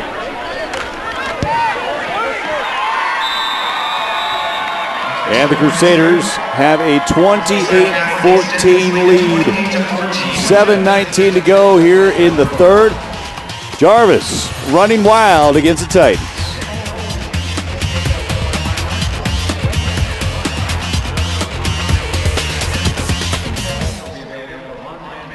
At the coach.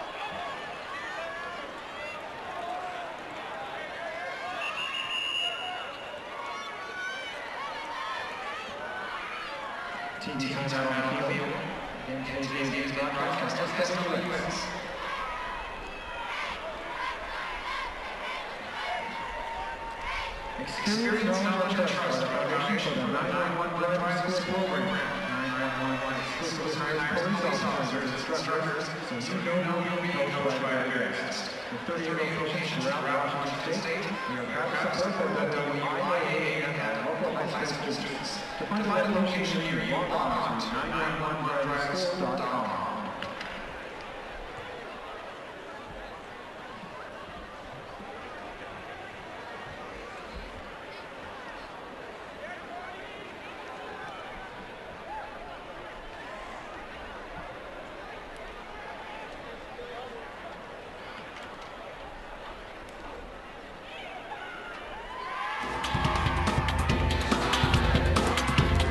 Washington State High School football playoff coverage on SWX is being brought to you by Damon Orthodontics. When you think braces, think Damon. Oh, when you think running backs, you think Henry Jarvis. A 19-yard touchdown run to open up a 28-14 third quarter lead for Eastside Catholic against University.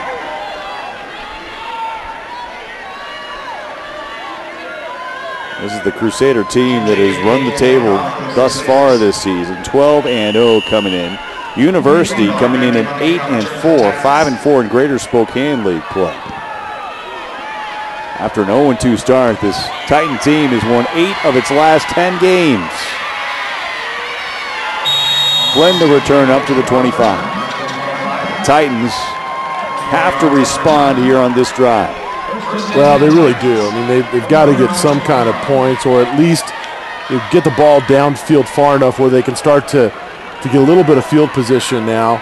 They had some things going in that last drive. Penalties hurt them. They had a chance to pick up some first down yardage, just not able to make the play. But now you've got to start to, if you're Jeff Beatty, you've got to start to manage this game and work towards getting 6. This drive will start from the Titan 26-yard line. Beatty will keep it. Kind of slithers through contact. He'll pick up a short 2 yards on that carry. And I see why Rob Bartlett wants to continue to press the middle. It's more to set up plays to the outside later on. He doesn't want Eastside Catholic to think that he's completely going to go away from the inside running game, despite the fact that they're just overmatched by several of the players that are in there. I'll tell you what, too, that really loosens it up as far as the downfield passing game. He had some good looks downfield as well. Beatty to throw on 2nd and 8. Slant route, it's caught. About a yard shy of the first down marker by Martin. Now Beatty throws that ball awfully well, that little slant route. Martin runs a nice route, gets inside the receiver. That's important. Able to hang on to it. Coverage just doesn't get much tighter than what Matt Quebec was there. I mean, that sophomore didn't give him any room on that route. Yeah, Quebec's had a nice game out there. He's been all around the football. 3rd down and 1.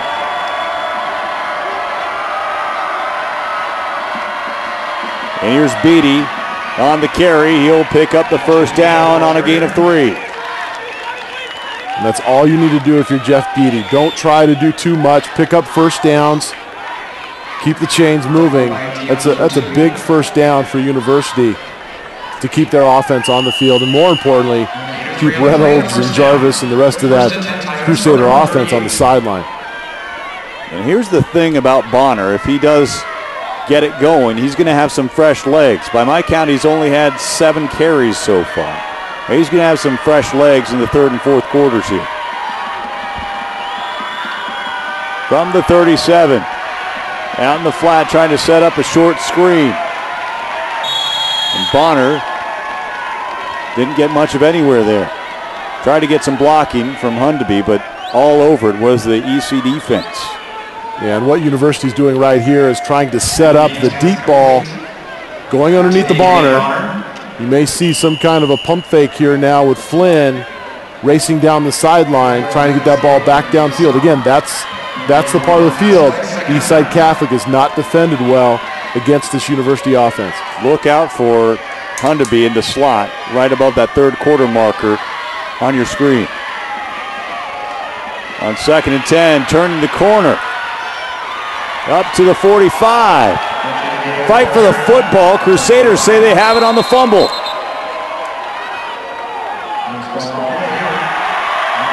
And it'll be a turnover. And the Crusaders take over on a costly turnover by the Titans. Well, if you have any chance of getting back into the game, you can't turn the ball over. And this is the 2nd time now with Beatty. Just trying to make things happen, and just a great job. It looks like that's Zane Allen who rips the football out. Doing exactly what you're taught to do. Championship teams come up with the big plays and big games, and Eastside Catholic has been all about that here in the 3rd quarter. 4:33 remaining here in the 3rd, and Eastside Catholic trying to build on its 14-point lead, its largest of the ball game. The handoff is to Jarvis. There's Hundeby. Shook him off before he got some help. So good pursuit there by Brandon Anderson to chase him down. Yeah, great job there by Hundeby again. Just getting upfield so quickly, disrupting the play. Not able to finish it, but all the credit in the world goes to him for slowing Jarvis down enough to allow a couple of Titans to come in and finish the job.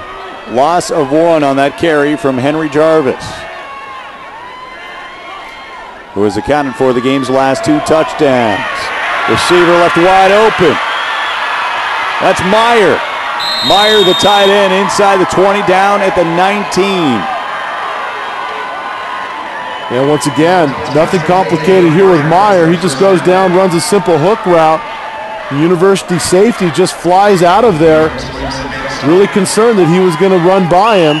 You can see that's Bonner. Gives him way too far of a cushion. He's got to play that man much tighter, or else Eastside Catholic will just throw pitch and catch all day long.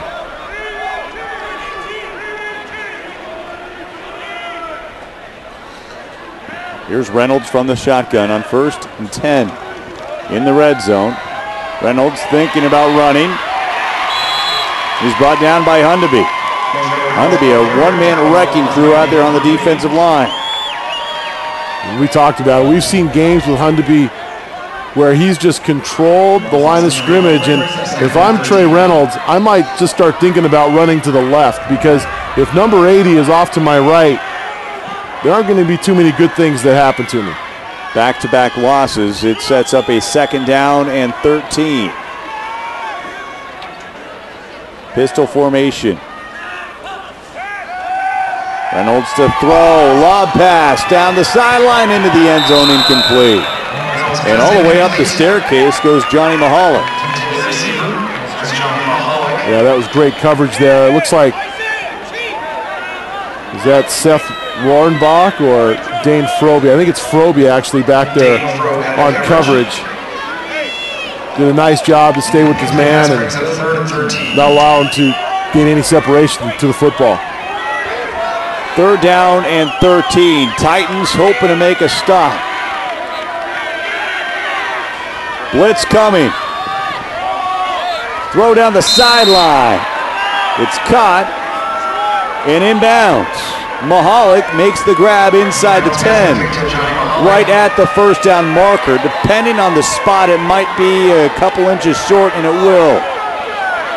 Well, I'd say with anyone else, make sure you pick up the 1st down, but Mahalik probably figures he's got big number 23 Jarvis in there. If he comes up a foot or so short, there's a pretty good chance that they're still going to pick up the 1st down. Add to the fact that you got Paga in there now as well, number 4, who's picked up a 1st down on a short yardage carry. 5 seconds on the play clock, and looks like they'll have to take a timeout. That's what they'll do. Interesting there. They didn't have the play called in. Maybe they want to think about it just a little bit. Playing devil's advocate, though, you'd like to see a team at least line up, trying to get the team to jump off sides, get the free 5 yards and the 1st down, and if they don't take the bait, take the timeout then. Yeah, they may have looked at it and perhaps didn't have the right personnel in, or the substitutions that came in, they weren't sure exactly where they're going to line up. So instead of trying to risk going to the line of scrimmage and getting a 5-yard penalty of their own, stay back. It's hard to imagine, Sam, that Jarvis can't pick up half a yard. There aren't a whole lot of decisions to be made when it's a 4th and 1. 4th and 6, there are no decisions to be made. You're clearly going to bring out your kicking team. Exactly. So I think they just play it safe. You'd love to see timeouts saved for the end of the game, but at this point, it's all about Eastside Catholic being able to put another touchdown on the board, and you got to believe that if they can go up 21 here as we get to the end of the 3rd quarter, that puts them in a pretty good position to go in and finish things off. That's Paga and Jarvis in the backfield alongside Trey Reynolds. The handoff, big hole. They'll get the 1st down. Jarvis all the way down to the 4-yard line. That will easily move the chains on 4th and 1. Again, these coaches do a great job, but that's the simplest call in the book right there. Just give it to number 23, and you can do whatever you want up front blocking. I'd give him a pretty good chance to do all of that on his own. Jarvis, perhaps a chance here to score his 3rd touchdown. Here's Reynolds. Reynolds bottled up. Couple tacklers in there. Dean Froby among them. Yeah, Froby in there. You see Hundeby in there once again, making plays. And Eastside Catholic in no hurry here. Looks like perhaps a tennis serve of some kind with that signal. We'll see what that turns into. 2nd and 2. The handoff, Paga in for the touchdown. A 3-touchdown lead now for Eastside Catholic. Yeah, you get those 2 big backs. Paga spends most of his time on the defensive end, but you get inside the 5-yard line with he and Jarvis, and it's just pick your poison, and I'm not sure you're going to be right with either choice in this case.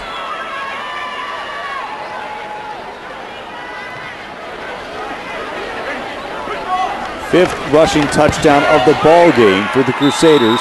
who now lead 35 to 14. 21-point lead for EC. Take another look here at that short touchdown run. I mean, you've got to respect Jarvis. You've got to respect Reynolds with the run. And after a while, you just run out of men, especially when you've got that big offensive line doing their job. And Paga able to get in there easily. 21 unanswered points so far for EC against U-High. Late here in the third quarter. The Titans absolutely with their backs up against the wall. Well, they've shown some signs here in the third quarter of being able to move the football, but again, just some mistakes. The turnover by Beatty. Martin not able to get a first down, and what looked like was going to turn into a big play. Comes up about a yard short. And again, great football teams just take advantage of that, Sam, and Eastside Catholic has done that. I mean, both of these touchdown drives have been fairly short. You give any team a short field, there's a good chance that they're going to go in and score. You give a very good football team a short field, they're going to score touchdowns. And you can see right away how Eastside Catholic has been able to put up 60-plus points in each of its last two playoff games. They definitely capitalize on the other team's mistakes. The Bonner back to return. He's been very quiet on offense. This will be a return from the 15-yard line. This is DeArmond. DeArmond to midfield into EC territory. They spot him down at the 44. Nice return from the up man, DeArmond. Well, they decided to kick short. I'm not exactly sure what they're thinking there. It's not as if University's had a tremendous amount of success with those kickoff returns, but Eastside Catholic decides to kick short, and now by far the best field position of the game for University with a great return here by DeArmond. Just a poor job of contain there by Justin Musser. You've got to do a better job of keeping the man pinned against the sideline. Use that sideline as a 12th defender. Jeff Beatty from the shotgun after that costly fumble on the previous possession. They send Schmier in motion. Yeah, it looks and like a timeout taken by U-High. Yeah, something happened there. You could see with Beatty, he's looking for some kind of motion, looking out to Bonner, and just didn't get it. So instead of risking a 5-yard penalty here to start the drive, again, take the timeout, get things right, and try to build on a nice special teams play. You look at the playmakers that the Titans have on offense, it really gives you the opportunity to expand the playbook. We saw Schmier throw the football on a reverse pass, and Schmier was the man in motion on that play. If you want to pull off any kind of jet sweep with an option of throwing the football, when you have a guy in the backfield like Schmier who can throw the football as well as just about any other quarterback in the greater Spokane League, here locally in the Spokane area, that gives you some options. Well, it absolutely does, and you need to take advantage of that. But I'll tell you, the other thing you need to start taking advantage of is University is Austin Flynn and Nathan Hundeby. They've been awfully quiet here in the third quarter, and when they have caught the football, they've been in positions where they haven't been able to do much with it. The play fake is to Bonner. Beatty to throw on the rollout. And that was Hundeby underneath, trying to get the one-handed grab, and it falls incomplete. Yeah, I think Beatty would be far better off here just settling down with the rollout, getting his feet underneath him, and then throwing a nice strike to Hundeby. He's got time to be able to do that. He only has one defender out there with him. But what he's doing is he's trying to throw the football on the run, which makes it awfully difficult, and he's not getting rid of the ball soon enough. Hundeby's actually breaking free fairly soon, but Beatty's not getting it to him, and this play just hasn't worked for them. They've run it 3 or 4 times here in the third quarter. 2nd and 10. Beatty to throw. Slant route jumped, incomplete. And all over that once again. We've seen it a couple times. Quebec. Well, he jumped a route earlier in the game in the first quarter, almost came up with a pick. Same thing here again, and really Beatty just telegraphing this pass the whole way. Quebec really doesn't need to do much other than to read the quarterback's eyes. Watch Beatty's head is out at Flynn the entire time. That ball should have been picked off, and Quebec certainly knows it better than anyone else. Now the good news is, if you get the reception, you're off to the races. That's the danger of jumping around. But the danger, obviously, is a pick six going the other way as well. 3rd and 10. Short pass underneath. Here's Bonner with room up to the 30. Still on his feet down to the 25-yard line. And that's a great play call by Rob Bartlett. We haven't seen the screen pass. That's essentially what it was. Picks up a first down. And Bonner able to get down there with some great running ability. That's what I like about Bonner is he can not only run it out of the backfield, but he's a great receiver and certainly knows what to do with it after he catches it. 20 yards on that reception, giving U-High some signs of life. 16 seconds to go here in the 3rd quarter. Trailing by 3 touchdowns. Bonner is in motion. Beatty pumps, looking, and brought down. That pass rush has been relentless all evening. That's Dion Fatui with a sack to end the 3rd quarter. Heading into the 4th, Eastside Catholic in control. The Crusaders lead it by 21 against University, 35-14. Stay with us. The 4th quarter of this 3A semifinal matchup is coming up.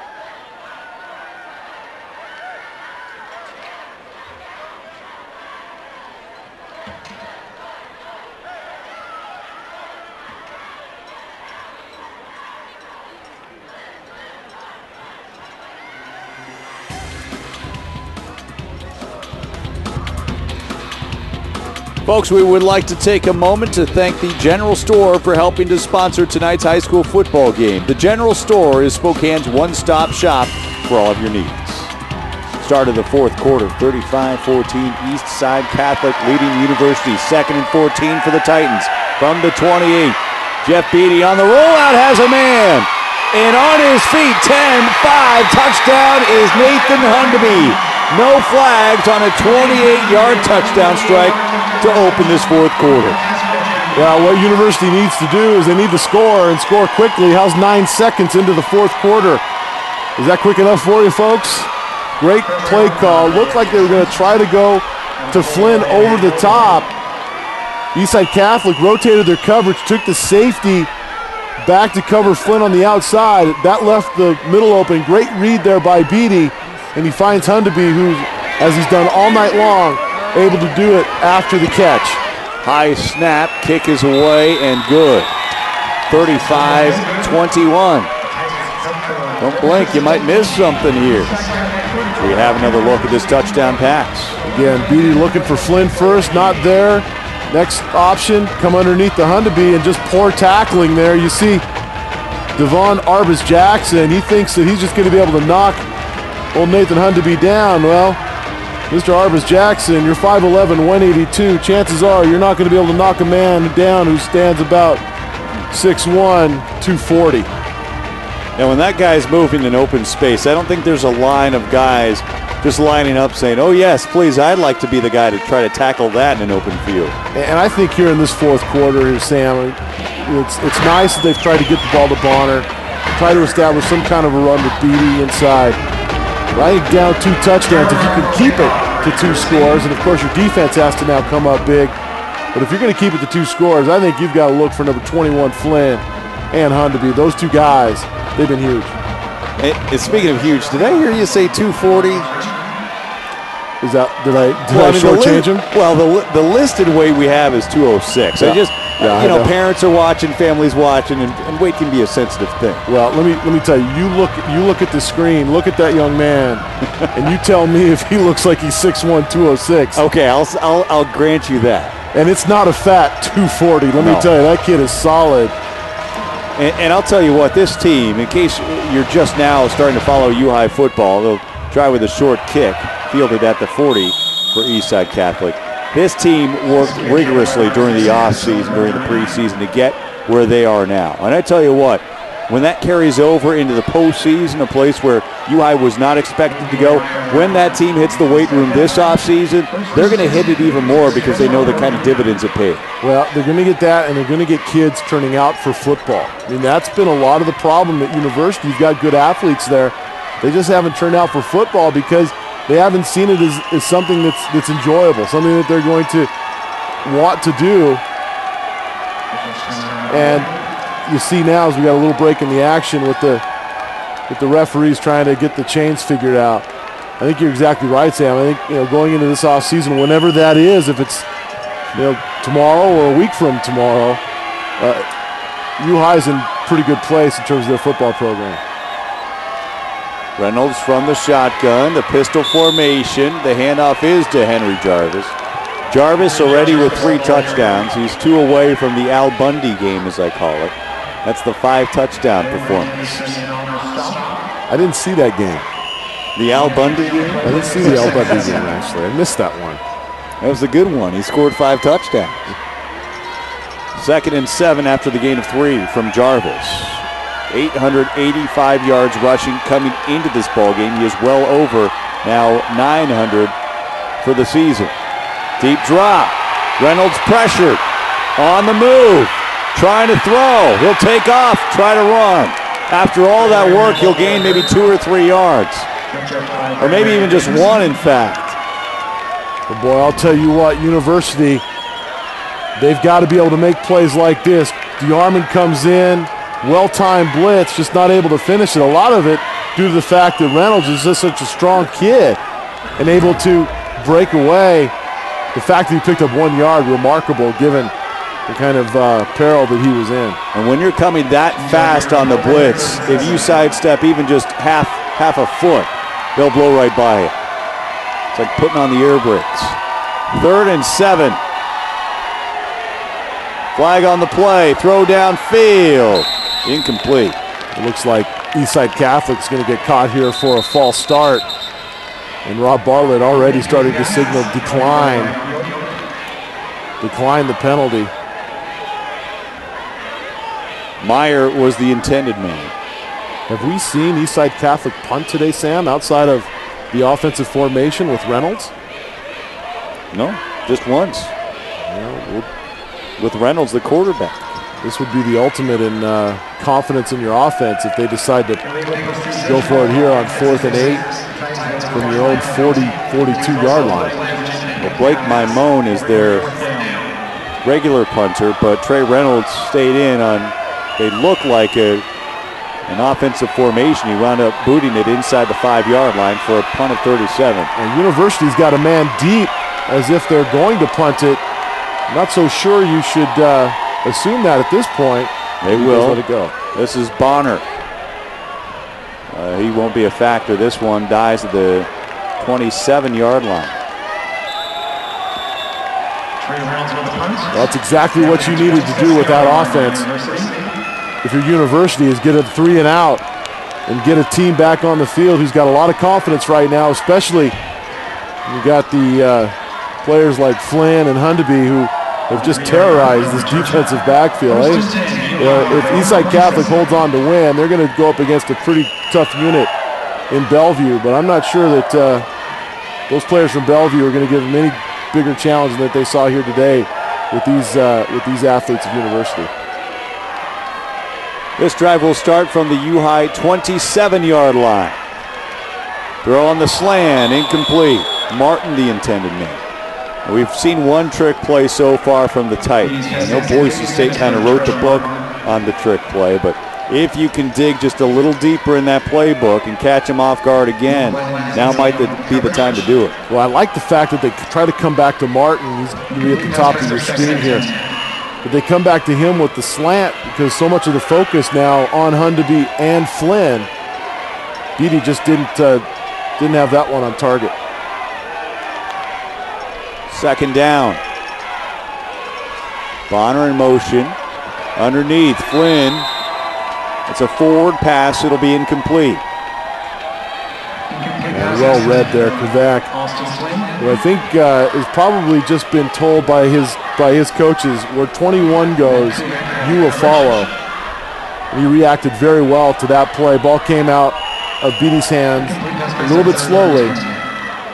Flynn not able to come up with the football. Gives up about 3 inches vertically to Flynn, who has 4 catches for 90 yards and 2 touchdowns. 3rd and 10 for the Titans from their own 27. Beatty swings it out. This is Bonner. Bonner to the 30, a spin move. 2 yards shy. The ball does come loose. They whistled it dead. There's no indication yet who had the football. But right now, as it stands, it'll be Titan football at the 35. It looked like University got a huge break there.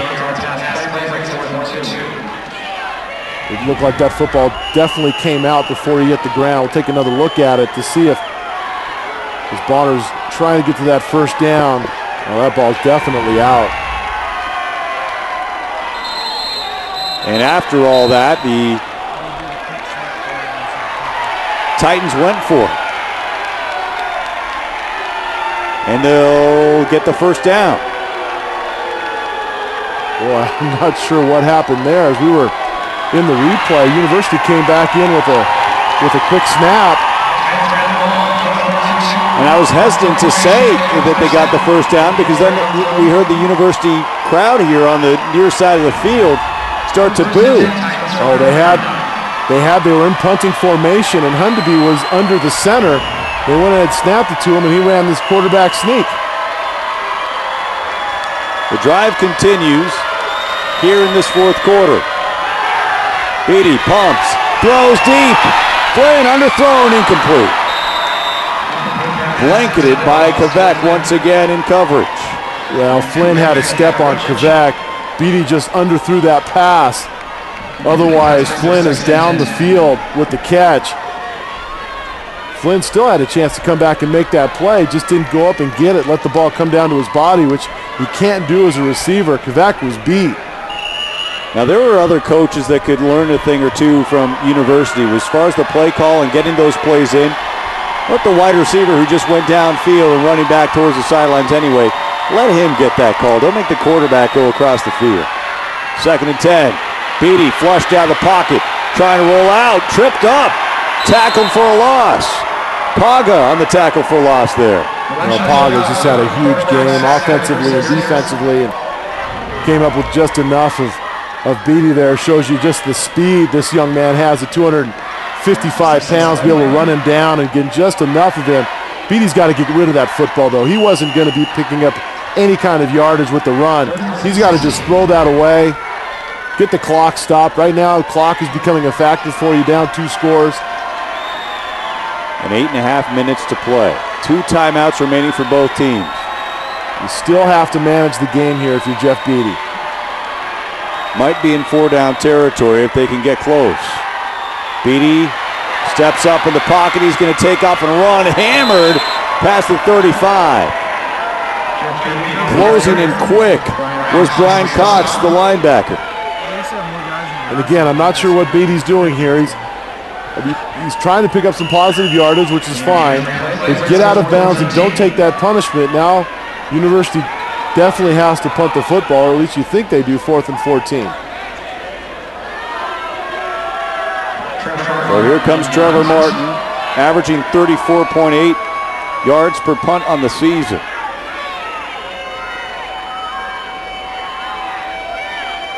And the man back to return is Latanzia from the 30. Up to the 40, he's got daylight. Into U-High territory. Cuts back in, 30, 20, 10, 5, touchdown. Late flag coming in. Late flag coming in. Hold your horses, folks.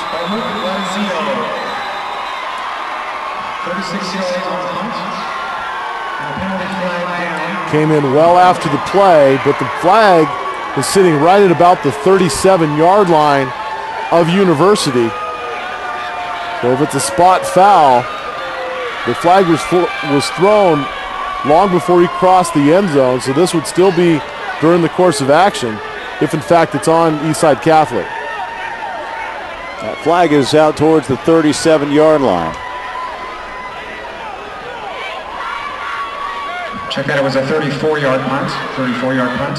Some lengthy deliberation here. Pending the foul. Well, here's the return, which was a good one. We'll see if we get a hold, if you can see the hold. Maybe right there, you saw it. Well, this is where it'd be, right around that 37-yard line. I'm not really seeing a whole lot there. I saw Paga come down and put a hit on a player up around the head, so I don't know if that was the call. Personal foul against University, so the touchdown will stand. Against the Titans. Well, I definitely didn't see that, and I think the coaches, well, and I saw the referee just give a signal to the University coaches that there was a blow to the head by one of the University Titans. I believe maybe it was Martin who came up with that penalty from what we saw on the replay. 15-yard penalty against the Titans will be assessed on the kickoff. Huge special teams play for the Crusaders. That's 41 points and Trey Reynolds will hold. They will assess the penalty on the ensuing kickoff. Gay on to attempt the point after. Jacob Gay. Good kick. Plenty of leg. Extra point is good. 21-point advantage once again. 7 minutes and for the 21 Crusaders, who lead it 42-21. 7:21 to play here in regulation.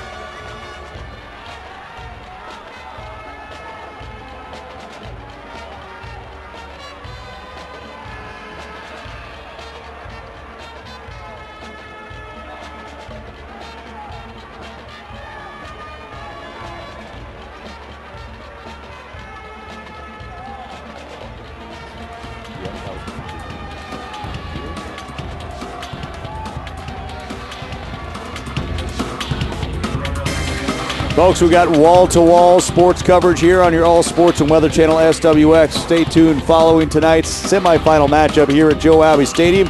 We've got WHL hockey rivalry matchup between the Spokane Chiefs and the Tri-City Americans. That is at Spokane Veterans Memorial Arena. The puck is set to drop tonight at 7 p.m. That's Chiefs hockey tonight, live right here on SWX.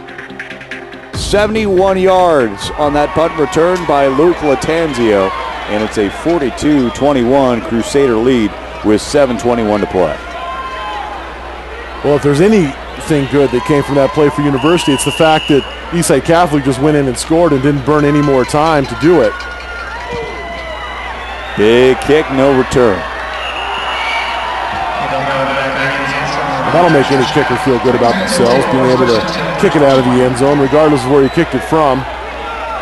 You know, we spotted a certain kicker who had his share of touchbacks throughout the season. And even if you're watching this online from the west side of the state, you probably heard his name, making national news for Central Valley, which, by the way, is University High School's arch nemesis in the Greater Spokane League. He had a 67-yard field goal, one of the longest in high school history in any state, and the longest ever in the state of Washington. Talking, of course, about Austin Rico. I think he actually had a 54-yarder against University in their rivalry game this year. So first team all-league kicker and punter in the Greater Spokane League. 2nd and 4 coming up for the Titans, who trail by 21 points. Beatty pumps, tries to step up in the pocket. He's been pursued all night long. Going to throw it away at the last second. It's what you would have liked to have seen on the previous drive out of him. Well, exactly. And the other thing you'd like to see is his receivers actually help him as he's out scrambling. Every receiver that was out in the route just stood and waited for him to make a play. Didn't come back to the football, didn't move with him. Made it awfully difficult on the quarterback to be able to make a play when you're just standing there waiting for him to do something. You've got to move with him. You've got to find the open space.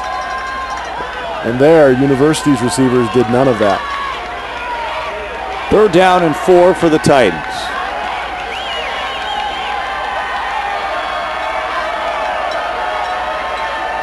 Beatty, quick throw on the slant, a little bit high, and incomplete. Pass was intended for Garrett Schmier. Rob Bartlett, if he decides to go for it here, he's telling his team that we have to, this is our only chance, and it's like he's going to send out the punting unit, which in some ways is throwing up the white flag and saying, look, we're not going to try to put ourselves in any tougher spot here. We'll kick it away. And the thing that you do bring into the equation is if you have a punt return or if you have a fumble on the other team, they're deeper down the field. It's a good way to move downfield. If you focus on the positive, kind of keep it glass half full, you're not necessarily waving the white flag here, but you don't convert here on 4th and 4, game over. Well, and chances are Eastside Catholic not going to come with any kind of pressure. They're going to go ahead and just kick the football and see Rob Bartlett talking to his team and still coaching. I mean, chances are they're not going to win this football game. But what he's doing right now is he's coaching for next season. And he's talking to his kids and telling them about the things that they needed to close out this game. And again, building something for the future. And the future looks awfully good for University High School. You look, you have a junior quarterback, Jeff Beatty. Garrett Schmier, sophomore, who can also play quarterback. Austin Flynn, he'll be gone to graduation. Trevor Martin, big special teams player, did not miss a kick this year. Whether it's been on PATs or field goals, he would be coming back. There's some key players coming back on both sides of the football. And they'll go for it here on 4th down and 4. Quick throw, dropped by Flynn, and they'll turn it over on down. He thought about the yardage before he had the football in his grasp. Well, I actually like the call. Flynn certainly disappointed himself. He's not able to make the play. I'll be honest with you, Sam, I'm not sure he gets the first down even if he makes the catch. He had about 4 yards to try to get there, and a player coming right down on him with very little blocking. So I think that one was going to end badly for University regardless. So here comes the Catholic offense, the Eastside Catholic Crusaders, 12-0 on the season and rolling right along. Eastside Catholic, and they'll take over deep inside U-High territory from the 26. Pistol formation, handoff, going to Jarvis, who bounces it outside. Hog-tied by Hundeby, will help him back up on his feet. Henry Jarvis, the ball carrier. Yeah, I think they're going to get a hold here on Drew Springfield, another one of those underclassmen, the junior, 6'4", 260, holding on the outside. Against the Crusaders, that's a 10-yard penalty from the spot of the foul. That's always interesting. Such little consolation at this point in the game. You get a holding call now. University may be sitting there wondering, what were some of those earlier in the game? We could have used them. So that'll march him back to the 35-yard line. Takes it back to the 35-yard line. First and 18 now after that penalty. Less than 6.5 minutes to play. Referee still sorting this out. And they'll wind the clock here. 6:20 and counting.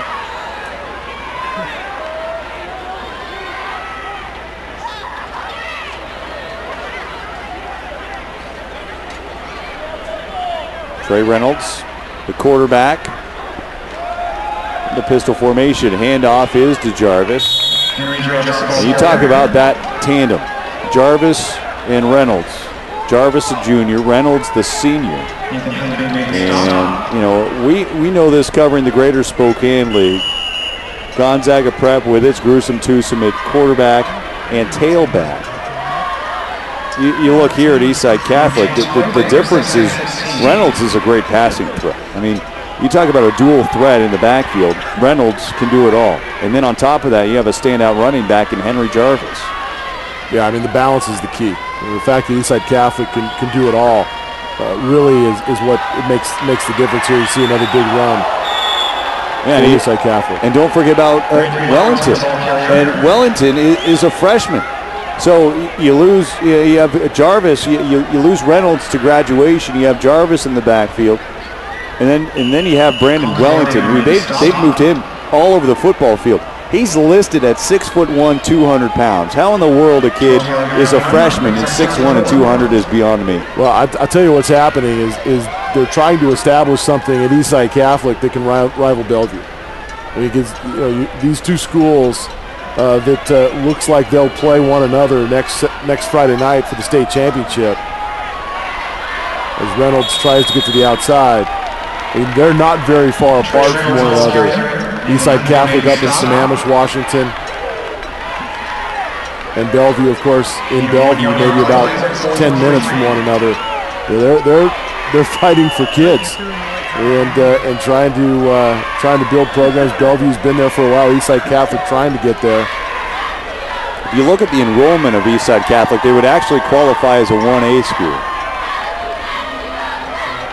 But you talk about like the skilled players that want to come and play for a state championship, and Bellevue has been the place to be in 3A football. Nice spin move by Jarvis. A nice tackle as well, shoestring tackle made by Andrew Morgan. We're at the 4-minute mark here. Yeah, great play there by Morgan, who's had a nice season this year. Not a terribly big kid, 6 foot, 150-pound senior. Actually a high jumper, and you can see Jarvis, he's not terribly excited that a 150-pound cornerback was able to come up and put a stop on him on 4th down. He's not used to seeing that, and these University Titans still playing hard, down 3 touchdowns. Titans back at it from their own 18. Beatty gets out of bounds. Well, you talk about a long Sunday afternoon coming up for that young man. He's going to be worn out after all is said and done this afternoon. You know, you think about where he was this past summer in relation to this football program. Coming in, not sure what position he'd be playing, probably a running back of some kind, maybe something on defense. And again, Rob Bartlett being not only a good X's and O's coach, but being a good leader of young people. and he was actually a quarterback himself at University High School back in the day, as they call it. He knows true leaders when he sees it, Sam. And how big is that? You talk about wanting to be battle-tested, getting those snaps during the regular season.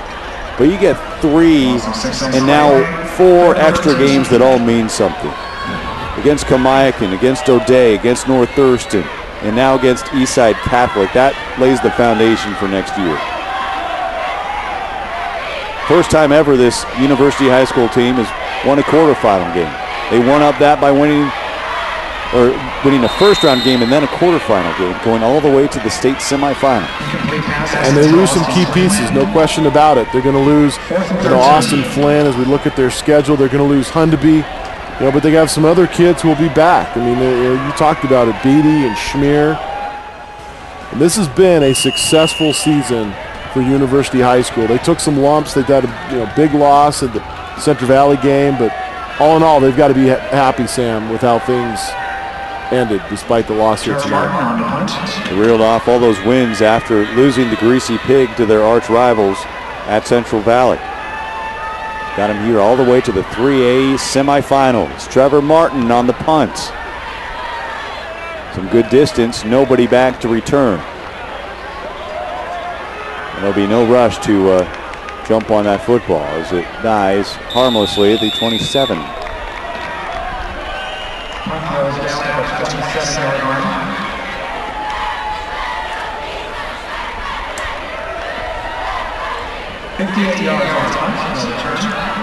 All right, well, now's as good a time as any to present our player of the game. It is sponsored by Perfection Tire and Auto Repair, a proud sponsor of sports here on SWX, and it's good old number 23, Adrian Bonner, with a 3-touchdown performance for the Crusaders. Or excuse me, Bonner, I meant Jarvis, Henry Jarvis. Bonner, not quite as good a game as Jarvis. He would have liked to have had the kind of game that Jarvis had. You see him excited there, and boy, look at that young man. I mean, that is just a thick, solid young man who's excited to be playing one more week. And Sam, I saw Bellevue play last night. I saw them play Mount Side. After having watched these two teams here tonight, I mean, you feel good for Eastside Catholic getting an opportunity to play in a state championship game. Bellevue's pretty good. They're awfully good, and I'm not sure I saw anything here tonight in Eastside Catholic that tells me that they'll be able to match up with that powerful program. I actually asked Rob Bartlett, head coach of University, earlier this week about the prospects of possibly having to face Bellevue for a state championship. And he said, eventually their run has to end. Somebody's got to end it. We'd love to be that team. It's going to end at some time, even though sometimes if you're playing for that state championship year after year and you see Bellevue winning it year after year, you think there's no end in sight. But eventually their time, theoretically, will come. And will it be Eastside Catholic that knocks them off that perch? Who knows? But what you saw and what everybody's seen so far out of this year's team makes you think Bellevue's going to ring up another title. Well, he's that young man right there is excited just to have the opportunity. Jeremy Thielbar, who's doing a great job building something in Eastside Catholic. They just want the opportunity, as you said, and they're going to get it next week. And it'll be an interesting football game to watch. I mean, I'm sure Bellevue is watching this game and starting to build a game plan, and that'll start for that gentleman tomorrow as well. Meanwhile, on the other side of the football, University High School. Feel-good story of the Greater Spokane League season. A team that started the year 0-2. A team that, a few thought would make it to the playoffs, let alone to the state semifinals. It bumped into Herb Rochford from the Greater Spokane League earlier tonight. I mentioned it's just nice to still see Greater Spokane League teams playing this late in the season. Now, who would have ever thought that team would have been the team in all black, the Titans, here tonight? Yeah, again, I think it's just a testament to what Rob Bartlett has done with this program, getting kids to believe in what they're doing. I'll tell you the other thing that's going on at University High School is they're getting into the youth programs. They're going down, talking to the middle schools, the middle school kids who will be feeding into University High School. some of the Pop Warner programs, the kids that live out in that area. Historically, that's not been something that the coaches at university have been all that involved in. And you see that happening, though, at other places. The Ferrises and the Central Valleys and the Meads do an awfully good job of that. Gonzaga Prep does a great job of that. University was a little slow to the dance when it came to working with those young kids and those youth programs. I think they figured out that they've got to start doing more of that, and they should be awfully proud about the direction this program's going in. But tonight's all about Eastside Catholic and a big win for that program. The Crusaders march on as Jeremy Thielbar, in his second season as head coach, has Eastside Catholic playing for a state championship next Friday at the Tacoma Dome against Powerhouse Bellevue with a 42-21 victory in these semifinals against University. They had to travel across the state. They had to travel and play against a team in front of a hometown crowd, but in the end, the Crusaders outgunned the Titans as they take the victory, 42-21. Yeah, look at that young man, Jeremy Thielbar. A lot of ties out here. Stand out at Sandpoint High School, at Washington State University, got a chance to play there, coached at Idaho. A lot of the University Titan coaches experienced it, some of those same programs, so they know these guys. And they know one another, and you hate to lose a football game, but you feel good for that guy coming back somewhat to his roots and being able to come up with a big win. All that hard work in the off-season that started with those camps and in the weight room with Drew Buchkowski at APX Strength, it pays off. And the team that nobody thought would get this far got this far. And I tell you what, a couple breaks go their way, they might be in that state championship game. Instead, it's Eastside Catholic that moves on under second-year head coach Jeremy Thielbar and one of the most dynamic quarterbacks you're going to find in the state of Washington in Trey Reynolds. Well, Reynolds had a great game and had a lot of help. You know, guys played well around him. He had a defense that came up big when they needed to. And, you know, Sam, this marks the end for the Greater Spokane League in terms of their run towards a state championship. And for the people in the Spokane area, look forward to next year, because there's some awfully good athletes who are going to be coming back playing football in this area, in this conference, next season. You look at how young Ferris was and how young Central Valley was and this University High School team. Meade seems to just always reload. So hopefully we'll get a chance to see them again together on SWX. But I think the 2013 looks pretty good for the Greater Spokane League. I can't wait. And Bill, it's been a fun season. I always look forward to doing these broadcasts with you. We started from year one here on SWX, and here we are broadcasting our first ever state semifinal, if I'm not mistaken, and it's been fun. What a great run for these Greater Spokane League teams, and we're glad we're able to put these on the air. Hope you folks at home enjoy watching those athletes lay it all on the line, game after game, year after year. They do it with class, they do it with grace, and these kids will fight on. That's the important thing. Eastside Catholic will move on, and University laying the foundation now for the future and what looks to be one of the more upstart programs you're going to find on the east side of the state. All right, for Bill Ames, I'm Sam Adams saying so long. Don't forget, we've got hockey coming up. Spokane Chiefs, Tri-City Americans rivalry hockey doesn't get any better than this. We've got it live from Spokane Veterans Memorial Arena. So long, everybody. We'll see you next season on high school football.